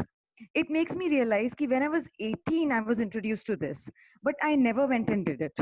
मैंने वो नहीं किया. Life happened, a lot of things happened which some of the positive things also, where I was grateful but never so grateful कि मैं जाकर उसको practice करूं. Then pain happened. And then I realized कि chalo, okay, now let's go back, let's just do some vipassana, let's make sure that we lead a good life. And you start reading about it, how you can change your DNA, how, because they keep telling you, oh, these diseases are life threatening and stuff like that, and then you want to do things to change all this. Uske baad I started following vipassana. Uske baad today I'm leading a very healthy life. The point to say was that I had a trigger in life. I was given a happy trigger in life. I was given a peaceful trigger in life. But I guess human beings as we are, we will not take the human triggers. I mean, the good triggers. We will take only the pain triggers and we will probably learn only from them. I mean, I don't know if I answered your question, but I guess that's what. Ekta ji, if you would have taken the positive trigger, then the negative trigger would not have happened? I think so. I firmly believe so. Or rather, you would have dealt with it with ease? No, I don't think. I mean, even today, when if I may say so myself, even the doctor says I was very peaceful when I was told about that. Like I was actually diagnosed with cancer and I came out of it. And the doctor, wow. in fact, even Great. subsequent treatment, maybe they were like, I have never seen a more calmer person, because at that time I had. And it actually started showing effect when I did the Vipassana, when I did the gratefulness. मेरे को immediately हो गया था, like I got to know about this, and when I did the treatment, throughout मुझे कभी ये नहीं लगा कि oh my god मुझसे क्या हो गया है and all. I never got those feelings. मतलब कभी भी ये लगा ही नहीं, because and it amazes me कि लोग बोलते हैं कि इतने सालों चले जाते हैं बाद में उसका effect आता है and all that, but I actually truthfully it came within a week or 2 weeks for me. Great. It's very inspiring. Thank you for sharing it. Thank you, Ekta ji. Thank you so much for sharing. Seriously. And what you say, right, it makes a lot of sense. I would say it's okay to be introduced is important. We might not find the need for it immediately, because हम लोग काम कैसे करते हैं, ठीक है, हम लोग ये काम प्रोजेक्ट्स में भी करते हैं, प्रोफेशनली भी करते हैं. 80-20. 80-20 में क्या होता है, that which is most important and immediately needed, है ना, क्योंकि हम सब कुछ तो नहीं कर सकते. तो जब तक everything is working fine, why would we change the status quo? There is no need for doing anything, ठीक है. Generally I am talking about general normal people. But like Ektaji said, that she was introduced to it, so she knew at the back of her mind that there is some way out of such situations, which helped her when that trigger came. So she could latch on to that trigger much faster. बाकियों को तो वो समझने में ही time लग जाता है, ठीक है. यही चीज जो है, exactly यही चीज extended in a multiple life generation thing. अगर आपने इस जन्म में, आपको ऑलरेडी वो हुआ है, ठीक है, तो अगले जन्म में वो ट्रिगर ही जल्दी होगा, या वो जब आपको आवश्यकता होगी तब you will be easily able to latch on to it than others जिसको वो पहली बार इंट्रोड्यूस हो रहा है. एक बात. दूसरी बात, we are talking about people like us here, जिसमें there is a good enough rajas also, good enough tamas also, है ना. हम लोग कोई सत्व से भरपूर तो है नहीं, हमारे सबके लाइकिंग डिसलाइकिंग्स है. पर कुछ लोग ऐसे, जैसे हम शंकराचार्य की बात करें, है ना, आदि शंकराचार्य. आदि शंकराचार्य की लाइफ में कोई दुख का ट्रिगर नहीं था, जिज्ञासा का ट्रिगर था, है ना. जब 12 साल की उम्र में वो चल दिए, उनको लगा कि नहीं मुझे तो संन्यास लेना है. वो बचपन से उनको ये था कि मुझे लेना है, तो वो नेसेसरीली दुख का ट्रिगर नहीं था, जिज्ञासा का ट्रिगर था. मे बी पिछले जन्म में उन्होंने वो सब पेन वाला ये खत्म कर दिया होगा, and he would have lived a life जहाँ पे वो पेन का ट्रिगर का जरूरत नहीं पड़ा. पेन का ट्रिगर का जरूरत ना generally comes to push us out of rajas tamas and to push us out of status quo. देखो, आप देखो कोई भी चीज आपको, अगर आपका कोई केमिकल एक्सपेरिमेंट चल रहा है, ठीक है, वो केमिकल एक्सपेरिमेंट एक तरीके से चल रहा है, आपको उसको स्पीड बढ़ाया कम करना या जो भी होगा, you have to introduce an external something to it, है ना. स्पेशली अगर आपको उसको फास्ट करना है, आपको कैटलिस्ट डालना पड़ता है. जब आप कुछ कैटलिस्ट इंट्रोड्यूस करते हो केमिकल रिएक्शन में, तो वो और फटाफट होने लगता है. अगर वो कैटलिस्ट नहीं होता तो फटाफट नहीं होता. तो pain in that sense is that catalyst that comes, ठीक है. But it is not to say कि पेन होना चाहिए. What it is to say कि पेन तो है ही, it is the truth of life, not to glorify it. मैं ये नहीं कह रही हूँ कि go and look for pain, नहीं कि अरे मेरी लाइफ में तो पेन ही नहीं है, create situations that I am painful. नहीं नहीं, ये नहीं कह रही मैं. पेन नहीं है तो अच्छा है, you must be doing something right, और आप पे अनुग्रह है भगवान का बहुत अच्छा, ठीक है. जरूरी नहीं है पेन हो. कुछ कुछ लोग जीते ही वैसे हैं लाइफ में, जो सही से चीजें ही सही से करते हैं, उनको भक्ति और इस सब की जरूरत नहीं होती. नेचुरली उनकी प्रज्ञा ही इतनी तेज होती है, उनके इंट्यूशन ही इतना स्ट्रांग होता है कि they end up taking the right decision more often than not. ये सब करने की जरूरत नहीं होती उनको, गीता के ज्ञान की भी जरूरत नहीं होती. गीता में जो है ना, वो ऐसा नहीं है कि अगर हमने ये पढ़ा नहीं होता तो हमको नहीं समझ आता.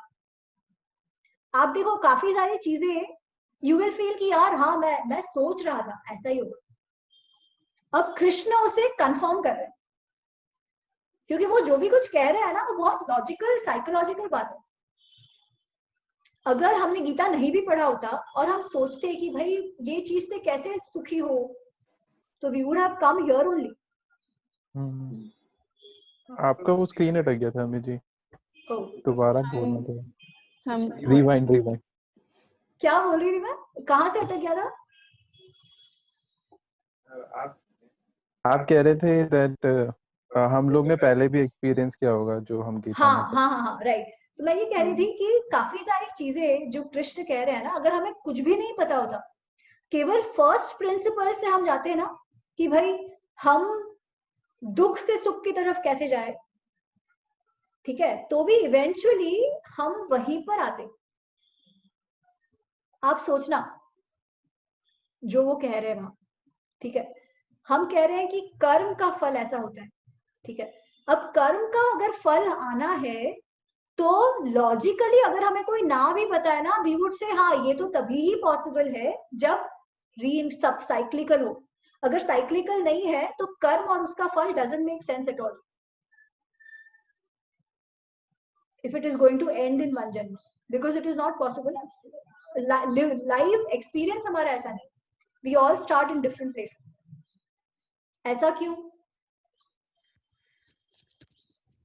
So logically you will go somewhere. Coming to what Krishna is saying. हाँ शिल्पा. Can I conclude कि pain का एहसास भी हो सकता है when you are so aware that you don't have to go through pain but you can observe the pain. जैसे गौतम बुद्धा की स्टोरी मुझे अभी याद आ रही है. Beautiful. The moment he saw the pain, he realized नहीं इसके beyond क्या है. So he did not go through the pain. So maybe it's different levels of past janams karma. So you don't have to go through. The more I think good karmas we do in this janam, possibly वो trigger early आएगा, and then you possibly don't have to go through pain. You will realize it looking at your situations, and possibly at that time you will do the right thing naturally. इतना सोचना नहीं पड़ेगा. I'm just thinking. Beautiful example. वही तो ना. What did Krishna say? 4 किस्म के triggers हैं, है ना? He said Aarti, conflict, sorrow, जो भी कहो, एक pain, that is one. दूसरा क्या है? जिज्ञासा, curiosity. Third क्या है? Need for something, material gain. That could be also a trigger. कि मुझे ये चाहिए, अच्छा ये कैसे मिलेगा? Then you start focusing on this line and you learn something. ये भी हो सकता है. एंड चौथा है कि ज्ञान. आई थिंक ज्ञान ट्रिगर हो सकता है, बट उसके लिए तो बहुत ही एडवांस्ड लेवल चाहिए होगा. इन तीनों ट्रिगर से eventually you can reach to gyan. For a normal person though, साधारण मनुष्यों के लिए usually it is the first one, आरती, आर्थ, बेसिकली कॉन्फ्लिक्ट या जो भी कहो, सॉरो, पेन. मैं थोड़ा बोल सकता हूँ इस पर? प्लीज प्लीज प्रवीण जी. जी हाँ, तो कैलाश, ये जो आपने बात बोला है दुख वाली बात, तो संभवतः राजा भर्तहरि की कहानी आपको पता है? नहीं पता है? हाँ, तो जो ट्रिगर फैक्टर्स होते हैं, तो केवल दुख ही नहीं होता. दुख क्या करता है कि आपको कब तक समझ नहीं आती परिस्थितियां, जब तक आप किसी उसमें नहीं फंसे, जब तक आपको रियलिटी का एहसास नहीं हो. और जो सच होता है वो कड़वा होता है, और वही जो है तो दुख देता है. ठीक है. आप फॉर एग्जाम्पल, एक वेक एग्जाम्पल मैं आपको, आप यदि गोरे हैं, मैं आपको कोई फर्क नहीं पड़ता है, आप काले में बोल दूंगा काला, उसी टाइम आपको जो है तो दुख होगा कि यार मुझे काला बोल दिया. क्यों? क्योंकि मैं सच में काला हूँ. ठीक है. और यही सत्य है. फिर आप उसी समय आपको एक चीज ये हो सकती है कि काला गोरा ये क्या है, ये तो शरीर की नश्वरता है, और फिर आप हो सकता है इससे ऊपर उठ जाओ, या हो सकता है इससे जो है डिप्रेशन में आ जाओ. 2 चीजें हो सकती है. तो आपका स्टेट क्या है, किस थिंकिंग प्रोसेस, कौन सा फिल्टर लगा हो, उस हिसाब से आप चले जाओगे. जैसे पानी होता है, फर्श में यदि गिर जाता है, उसको हल्का सा यदि आप रास्ता दिखा दोगे तो वही लाइन पे वो सीधा निकल जाता है. ठीक इसी तरह से आपका ये होता है. तो एक जो विश्वामित्र और वशिष्ठ की जो कहानी सुना रही थी एमी जी, उसी पर मैं एक छोटी सी टिप्पणी करता हूँ कि बिल्कुल सही कहा. जैसे ये सभी उसमें से हो जाएगा कवर अप, कि विश्वामित्र को जो प्राप्ति हुई, जो ब्रह्म ऋषि की जो प्राप्ति हुई, वो ऋषत्व प्राप्त हुआ, वो एक दिन में नहीं हुआ. उनका पहली बार सर्वप्रथम तो एक ट्रिगर फैक्टर एक ये था कि उनको चाहत थी. पहली चीज तो चाहत थी कि उनको नीड थी, कुछ किसी चीज की चाहिए थी, कि मुझे ये गाय चाहिए, क्यों इसके पास है मेरे पास नहीं है. दूसरी चीज उनको फिर जिज्ञासा भी हुई कि नहीं चलो एक्सप्लोर भी करते हैं. तो उनके पास 2 फैक्टर्स थे. ठीक है. आप ये कह सकते हैं कि वो हार गए गाय से, तो दुख भी था. ठीक. तो ये 3 चीजें तो थी उनके साथ, कि उनको थोड़ा दुख भी था, जिज्ञासा भी थी, और चाहत भी थी वो प्राप्त करने की. इसीलिए वो ईश्वर मार्ग में गए, भक्ति मार्ग में गए, और अपनी तपस्या शुरू की. और उनको सर्वप्रथम तो मेनका ने भंग किया. दूसरी बार जो है तो इनका जो रजस और तमस का जो कॉम्बिनेशन था इतना हाई था, क्योंकि राजा तो थे ही, तो इनमें इनको चलो सिद्धि मिल गई, बहुत कुछ मिल गया, लेकिन इनके अंदर का जो क्रोध, अहंकार, मद वो अभी भी समाप्त नहीं हुआ था। ठीक, तो एक ऐसे ही इक्ष्वाकु वंश के राजा थे त्रिशंकु। तो वो जो है तो वशिष्ठ के पास गए कि प्रभु हमको जो है तो इस शरीर के साथ जो है तो ऊपर भेज दिए स्वर्ग। तो उन्होंने, वशिष्ठ तो ज्ञानी थे, उन्होंने बोल दिया नहीं, नहीं जा सकते। तो वो उनके जो धुर विरोधी थे, राइवल, विश्वामित्र के पास गए, बोले प्रभु हमको भेज दो इसी तरह से, इसी शरीर में। तो बोले यस वेरी गुड, मुझे तो नीचा दिखाना है वशिष्ठ को। उनके अंदर अभी भी जो है तो तमस और रजस की प्रचुरता है। तो ईशानी और आप दोनों की मैं बातों को लेकर के चल रहा हूँ। तो उस अपने वो दिखाने के चक्कर में उनको जो है तो ऊपर भेज दिए। अब ऊपर तो पहुंच गए, लेकिन अब शरीर के साथ कैसे, जो पंच महाभूत वाले शरीर के साथ जो है तो एंट्री वर्जित है वहां पर। तो उनको इंद्र ने रोक दिया। ये अपनी तपस्या से ऊपर भेज रहे हैं, वो अपनी उससे जो है तो नीचे भेज रहे हैं। अब वो अधर में लटक गए त्रिशंकु। और फिर उनके जो लार से, आपके बिहार में एक नदी बहती है कर्मनासा नदी बोलते हैं, उनके लार से उसका उत्पन्न हुआ है। लगभग 200 किलोमीटर की वो नदी है और वो आकर के फाइनली गंगा में मिलती है। तो ये बोलते हैं कि यदि कर्मनासा में कोई व्यक्ति नहा ले तो उसके सारे जो शुभ कर्म है वो जो है तो मिट्टी में मिल जाते हैं। तो यहाँ पर इस केस में भी जो है तो विश्वामित्र ने अपनी जो है तो उसका दुरुपयोग किया, अपना भंग किया। फिर वो नेक्स्ट स्टेप पे गए, और नेक्स्ट स्टेप में जाते जाते फाइनली उनको एक समय आया जब वो वशिष्ठ को एकदम मारने चल पड़े थे। ठीक, और वो जो है तो जब वशिष्ठ की कुटिया में गए तो वशिष्ठ जो है तो अपने पत्नी से कह रहे थे, अपनी पत्नी से चर्चा कर रहे थे कि जो विश्वामित्र है वो क्या आपको पता है कि वो क्या कर पाएगा, नहीं कर पाएगा, इस तरह से आपके प्रति रखता है, तो वैमनस्य भाव रखता है। तो वशिष्ठ ने बहुत सुंदर किया कि वो है तो मेरा जो है तो शिष्य ही, मैं उसको जो है तो साइलेंटली उसकी जो शक्तियां हैं उनको अपग्रेड कर रहा हूँ। जो पिछले जन्म के कर्म है ना, कर्म के बंधन जो अभी तक है, वो धीरे धीरे करके वो जाता जा रहा है। वो पहले तो स्वयं से उनका अहंकार नष्ट हुआ, तो पहले वो अहंकार जो है तो समाप्त हुआ। उनका जो तप का, उनको सर्वप्रथम पहला नशा चढ़ा था कि नहीं, मेरे अंदर बहुत तपस्या भाव है, मैं वो जो है तो ऊपर से अप्सरा ने नष्ट कर दिया। तो इस तरह करके उनको एकदम धीरे धीरे करके वो सब कुछ उनका साइड लाइन होता गया, उनका जो रजस और तमस है वो साइड लाइन होता गया। और इसके पीछे जो वशिष्ठ जी है, उनकी भी पीछे से जो मौन जो शक्ति है वो काम कर रही थी। जब उन्होंने ये चीज सुना विश्वामित्र ने, उसी टाइम उनके सभी वो जो ये गुण है त्रिगुण के बंधन से मुक्त हो गए। और उनके मुख से उसके बाद जो पहली चीज प्रस्फुटित हुई, उसी को आज हम बोलते हैं गायत्री मंत्र, जो कि बहुत पावरफुल मंत्रों में हम मानते हैं कि बहुत शक्तिशाली मंत्र है। उसी टाइम उनके मुख से प्रस्फुटित हुआ और उसी समय उनको जो है तो ब्रह्म तत्व की प्राप्ति हुई। तो ये चीजें कि जो पूर्व जन्म के कर्म, उनका क्रमशः जो है तो क्षरण होता है। और अब जैसे एमी जी ने बहुत सुंदर उदाहरण दिया शंकराचार्य जी का। शंकराचार्य जी ऐसे एनलाइटेंड व्यक्ति थे, उनको उनके जन्म से जो तो उनको किसी से मतलब नहीं था। उनका जो जन्म हुआ था तो वो एकदम ईश्वर भक्ति की, ईश्वर उपासना, ईश्वर तत्व की प्राप्ति के लिए वो निकल पड़े थे, है ना। तो उनको जो है तो पिछले जन्म का जो सब कुछ भूल गया था। उनको ना तो दुख झेलना था, ना तो किसी चीज की जिज्ञासा थी, ना चाहत थी, उनको सिर्फ ज्ञान चाहिए था। ठीक, तो उनका ज्ञान का ट्रिगरिंग फैक्टर था और वो इसीलिए शंकराचार्य बने थे। कम उम्र में वो पूरे जो है तो 4 मठों की स्थापना की, कैलाश गए, इतने सारे उन्होंने शिव और शक्ति उपासना के क्षेत्र में उन्होंने बहुत अच्छे मतलब इतनी सुंदर कृतियां लिखी। तो ये उनका फैक्टर है। तो जरूरी नहीं है कि दुख ही फैक्टर हो, जिज्ञासा ही फैक्टर हो, या किसी चीज की चाहत ही हो। हाँ, ये सारी चीजें हो सकती है, हर व्यक्ति पे डिपेंड करता है कि किसमें क्या होगा। जैसे जो राजा भर्तहरि थे, उनको अपनी पत्नी से बहुत प्रेम था, ठीक है। तो किसी से वो एक फल लेके आए ऋषि से कि ये जो फल खाएगा वो सदैव जवान रहेगा।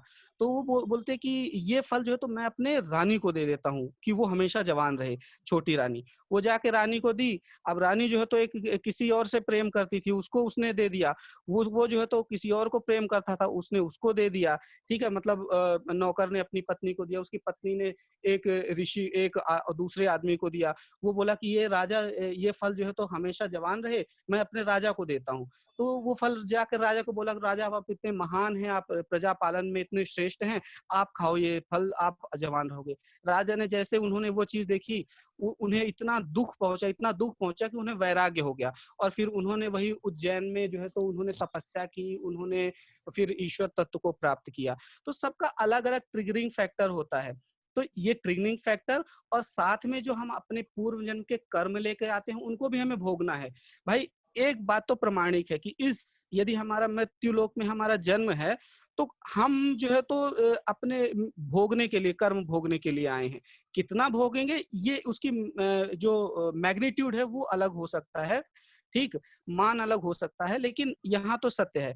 अब जिनको जो पूर्व जन्म का कर्म लेकर के आए हैं, अच्छा भक्ति का क्षरण नहीं होता, आप जितनी भक्ति इस जन्म में करेंगे उसका क्षरण बिल्कुल नहीं होगा, वो एज इट इज। यही तो ब्यूटी है भक्ति की, कि जितनी भी भक्ति करोगे उतना जो है तो वो कैरी ओवर होगी, उतनी पूरी की पूरी।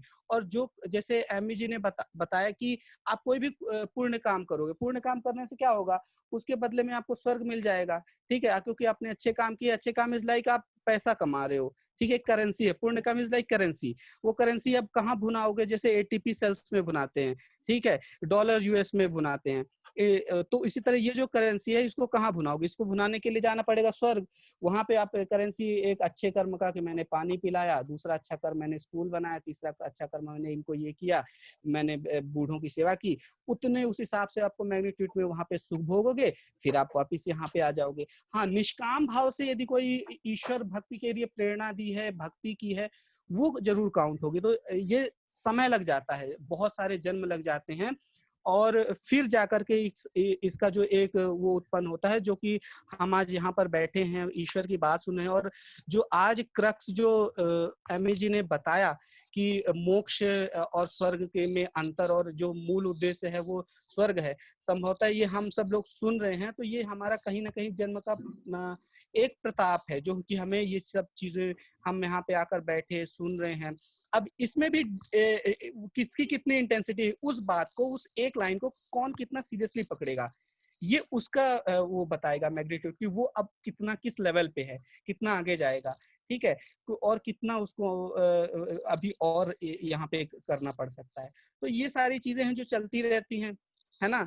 तो और दूसरी बात कि हमें कुछ ना कुछ तो करना चाहिए, ठीक। अब ऐसा तो नहीं है कि शुरू में किसी ने बोला था कि हम नहीं करें कि नहीं करें, अकर्मण्यता नहीं करनी है, क्योंकि एक शेर भी है कि मंजिल तो मिल जाएगी भटकते सही, गुमराह तो वो हैं जो घर से निकले ही नहीं। तो थोड़ा घर से निकलिए, थोड़ा भक्ति में समय दीजिए, ठीक है। भक्ति में समय देने से जरूरी नहीं कि यदि आप, कुछ लोग श्योर नहीं होते कि मोक्ष मिलेगा कि नहीं मिलेगा, अरे मोक्ष नहीं भी मिलेगा तो आपकी शांति तो मिलेगी, है ना, आपकी शांति मिलेगी, आपको हैप्पीनेस मिलेगी, जीवन का नाम प्रसन्नता है, आप खुश रहेंगे, है ना। तो यही मैं थोड़ा ऐड करना चाहता था। आपके समय के लिए धन्यवाद। नहीं, मैं आप समझ गया, आप मुझे कालू क्यों बोलते थे। Praveen ji, thank you, this was बहुत ही बढ़िया आपने एक्सप्लेन किया। I think that's the essence of it, right. और डेजी जी ने ये जो कहा है कि it is not agency, pain is not agency, agency तो आपकी स्वयं की है, यू आर दैट एजेंसी, कि आप किस मार्ग पे जाते हो। दुख कहो, ज्ञान कहो, जिज्ञासा कहो, ये सब ट्रिगर्स हैं, इससे आप अलग अलग चॉइसेस कर सकते हो लाइफ में, ठीक है। तो pain is not an agency, pain is only a trigger for us to have that option कि हम किस मार्ग पे जाए, ठीक है। जैसे देवदास ने अपना पतन चुना, अगर कोई और होता तो वो आगे बढ़ के कोई और रास्ते पे जाता, समझता कि भाई इतना मुझे क्यों अटैचमेंट है। जैसे तुलसीदास की कहानी है, okay, this is like bang opposite to Devdas, ठीक है। देवदास ने क्या किया, वो दारू वारू में पड़ गया, ठीक है, कि मेरे को ये नहीं मिली तो मैं दारू में पड़ जाता हूँ, और मैं इस तरीके से मैं अपना प्यार दिखाता हूँ। दिस इज नॉट प्यार, this is infatuation. Other side, Tulsidas की बीवी थी, बहुत सुंदर थी उनकी बीवी, ठीक है, और वो उस इतने इन्फैचुएटेड थे अपने बीवी से। आपको पता है ये कहानी, then I will not repeat, okay. मुझे नहीं पता। बीवी से इतने इन्फैचुएटेड थे कि उससे दूर ही नहीं रह सकते थे। तो एक बार वो अपने मायके गई, ओके।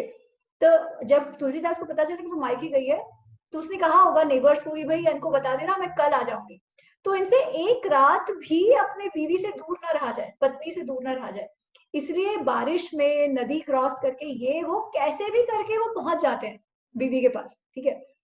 और बीवी देख के हक्का बक्का, लाइक यार मैं तो एक दिन के लिए आई हूँ, आप ऐसे कहाँ पीछे पीछे आ गए। तो बोले कि नहीं नहीं, मैं तुझसे इतना प्यार करता हूँ कि मैं तेरे से एक रात भी अलग नहीं रह सकता।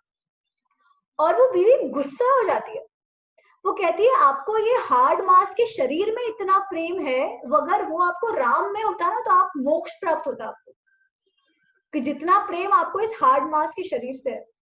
और ये बात इतनी चुभती है तुलसीदास को कि वो एक्चुअली मोक्ष प्राप्ति में लग जाते हैं। और फिर उन्होंने रामचरितमानस, और राम भक्त तो वो थे, बट वो जो इंटेंसिटी जो उनकी बीवी ने उनको समझाया कि भाई ये इंटेंसिटी तो है, बट आप उस इंटेंसिटी से क्या खोज रहे हो। इंटेंसिटी तो बहुत अच्छी है, आप में वो तो है, बट आप वो इंटेंसिटी से जा किस तरफ रहे हो।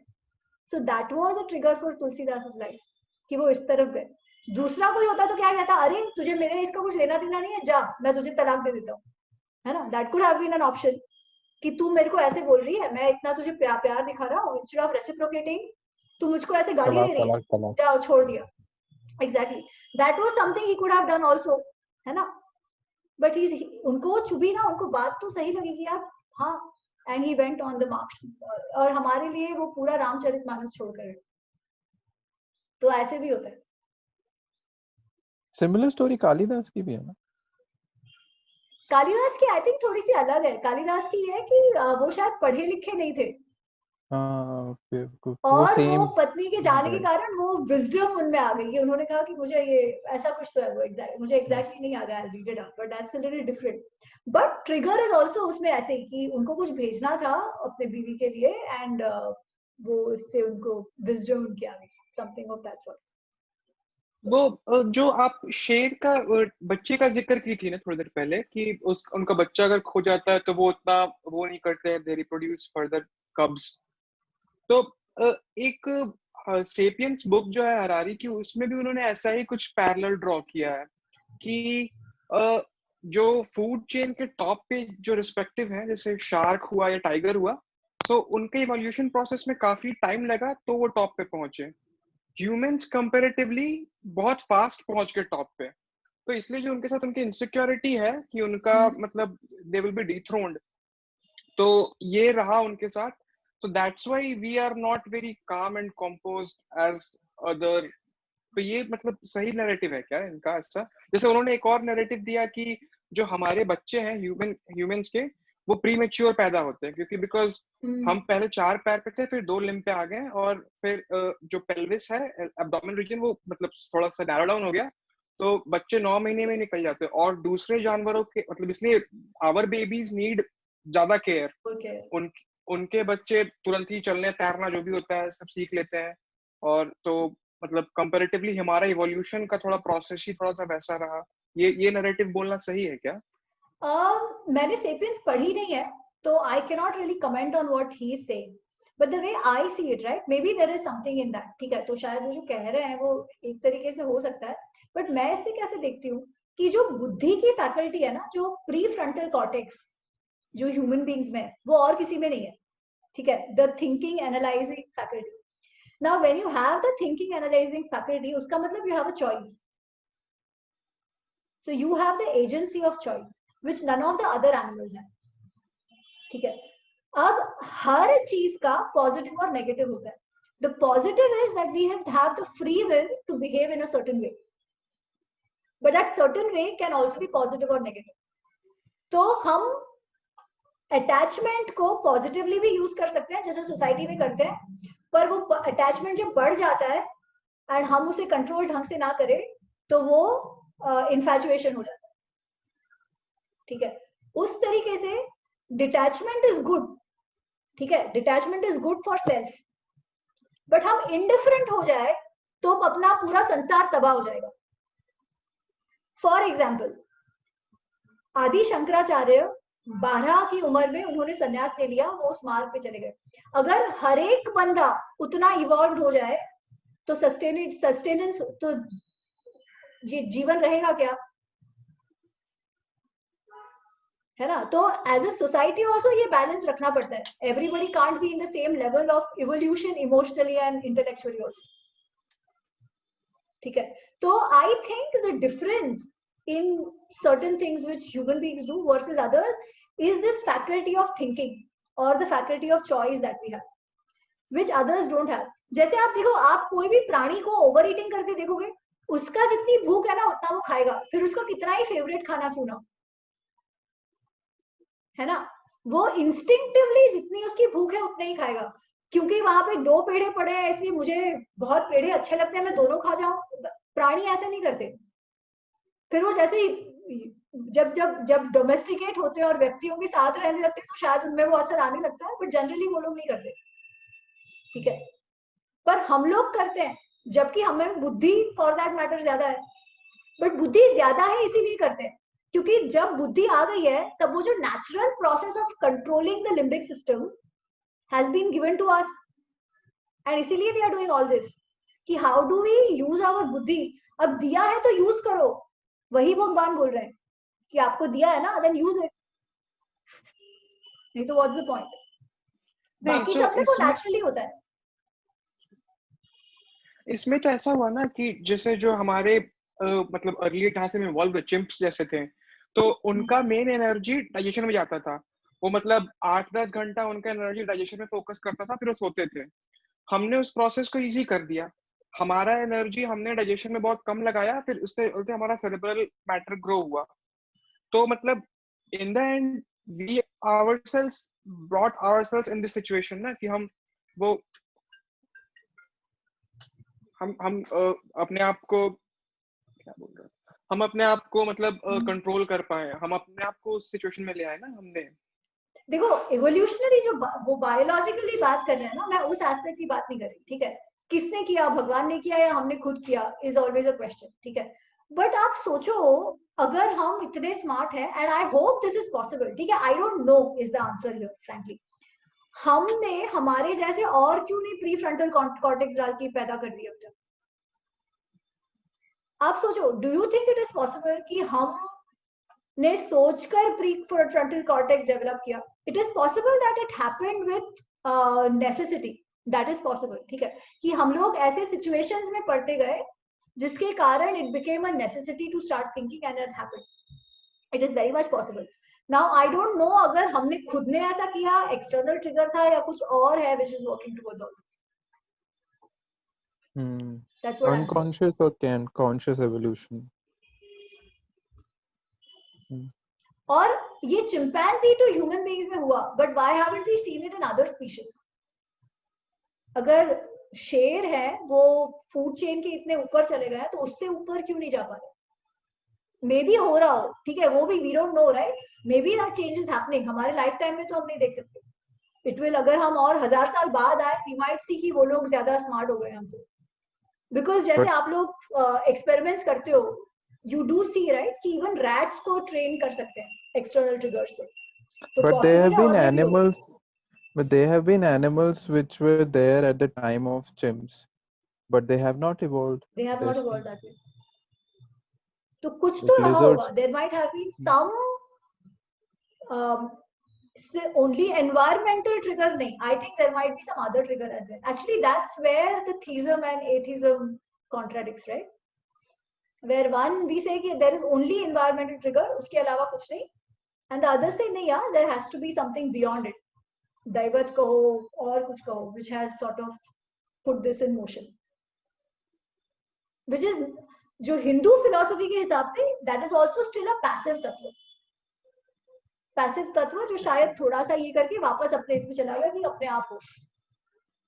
जब हम ब्रह्म की बात करते हैं, जो ना सीधे सुक्तम के हिसाब से जो है. तो मतलब ये समझ, मतलब ये ऐसा समझे कि मतलब एक पॉइंट ऑफ टाइम पे मतलब मतलब और भी जानवर थे, but we were the ones who evolved this way.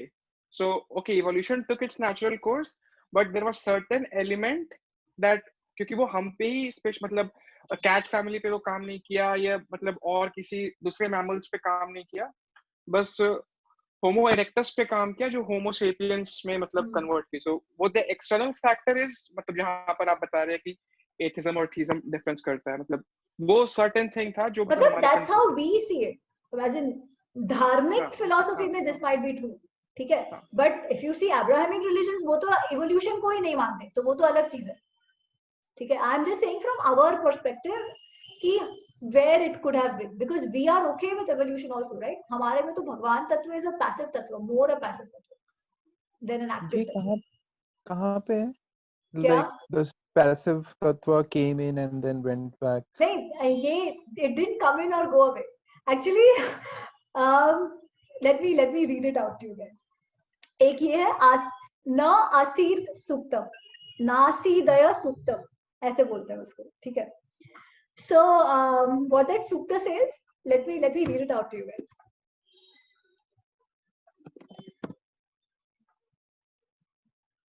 It's a beautiful sukta, बहुत ही सुंदर है वो.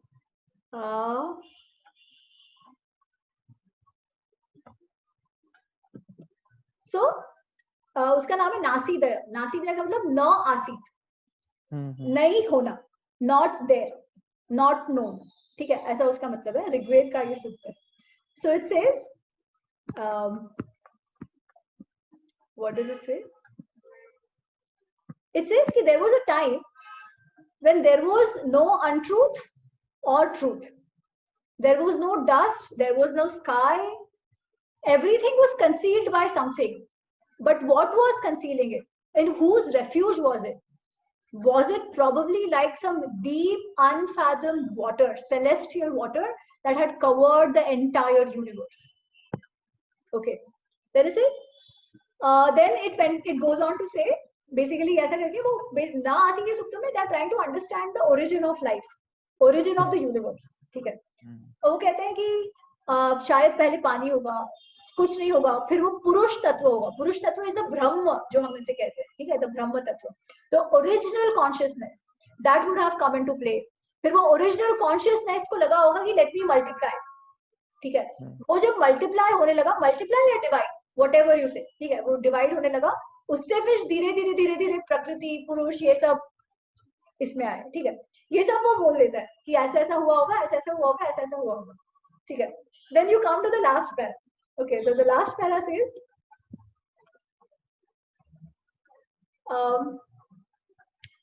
who truly knows, who can declare, from where did it come, this creation? Only later came the gods sent forth by it. Who else then knows whence into being this came? अच्छा, तो हम कहेंगे कि भगवान को मालूम है, ठीक है, बट भगवान भी तो आए ना, कहीं ना कहीं से भगवान भी तो ओरिजिन हुए होंगे, जो हम कह रहे हैं, ठीक है. तो भगवान भी कहाँ से आए? तो ही इज आस्किंग कि शायद भगवान को पता होगा, पर वो भी तो बाद में आए. दिस इज व्हाट द सूक्त सेज, खुद ही, कि वो भी तो बाद में आए. देन ही सेज,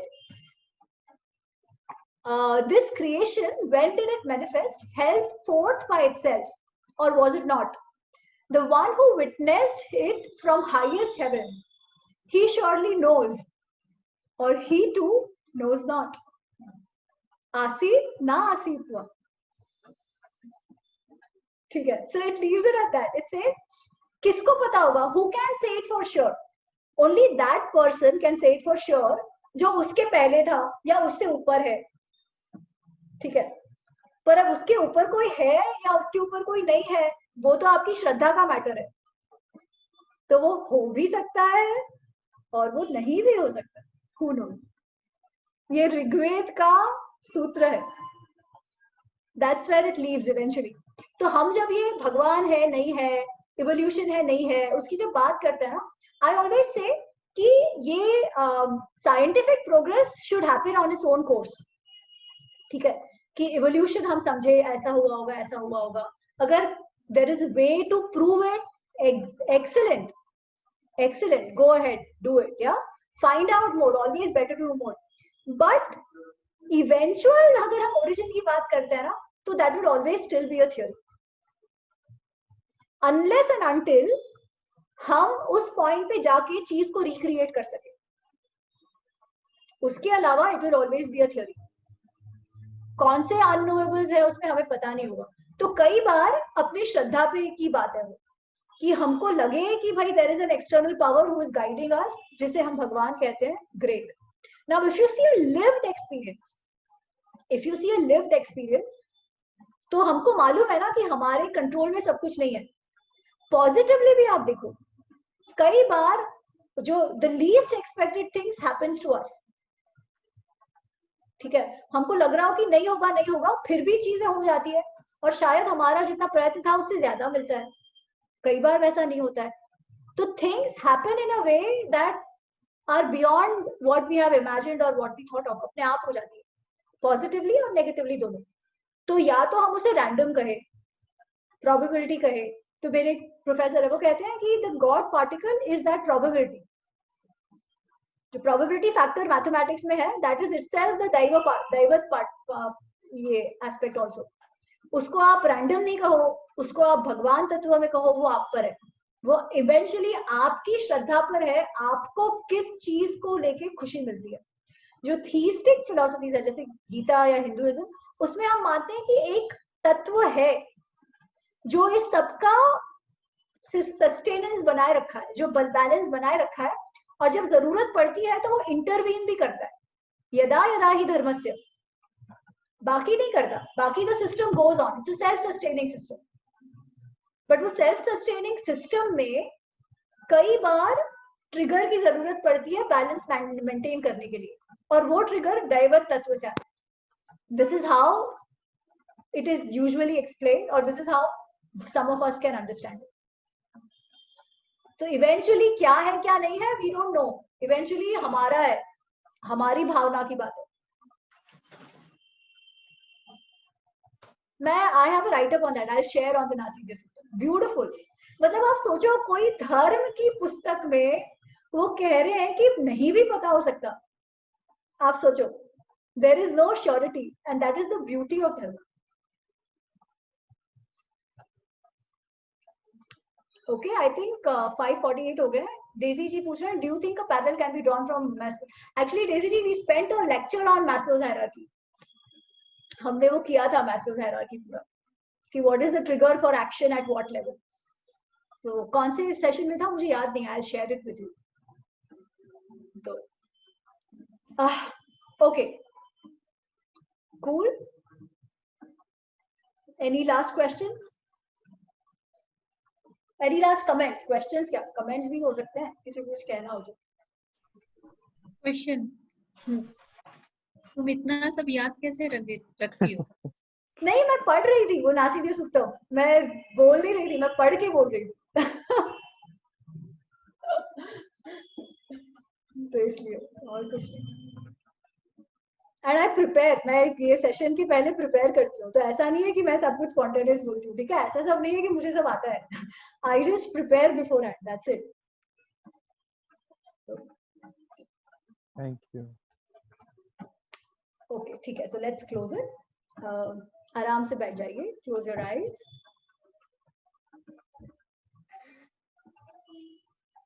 जो भी आज हमने डिस्कस किया है, कोई पॉइंट होगा जो आपको अपील कर रहा है, कोई पॉइंट होगा जो अभी भी नहीं समझ आया या कुछ ट्रबल कर रहा है, कहीं पर हम अटके. Observe that. कहाँ पर अटके हैं तो ऑब्जर्व दैट. नहीं अटके हैं तो कैसा महसूस हो रहा है, कैसा अनुभव हो रहा है, जस्ट फील दैट.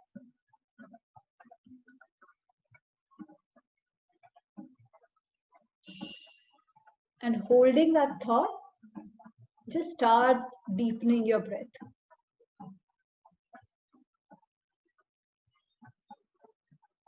श्वास भी लो और थॉट्स को भी ऑब्जर्व करो. कुछ बदलना नहीं है, जो है जैसा है.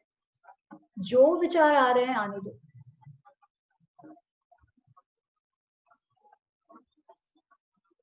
Just be there.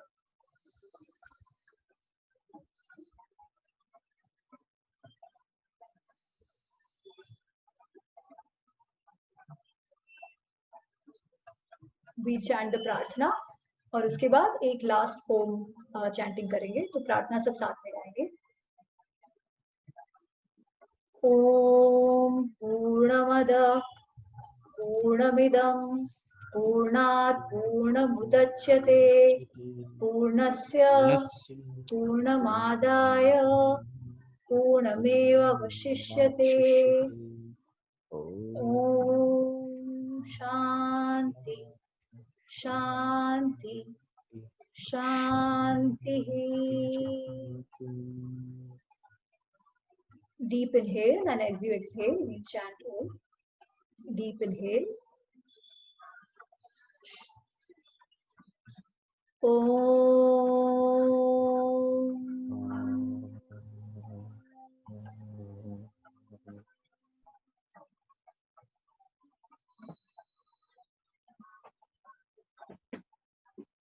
Rub your hands और धीरे से अपने आंख चेहरे गाल पर घुमाकर slowly open your eyes.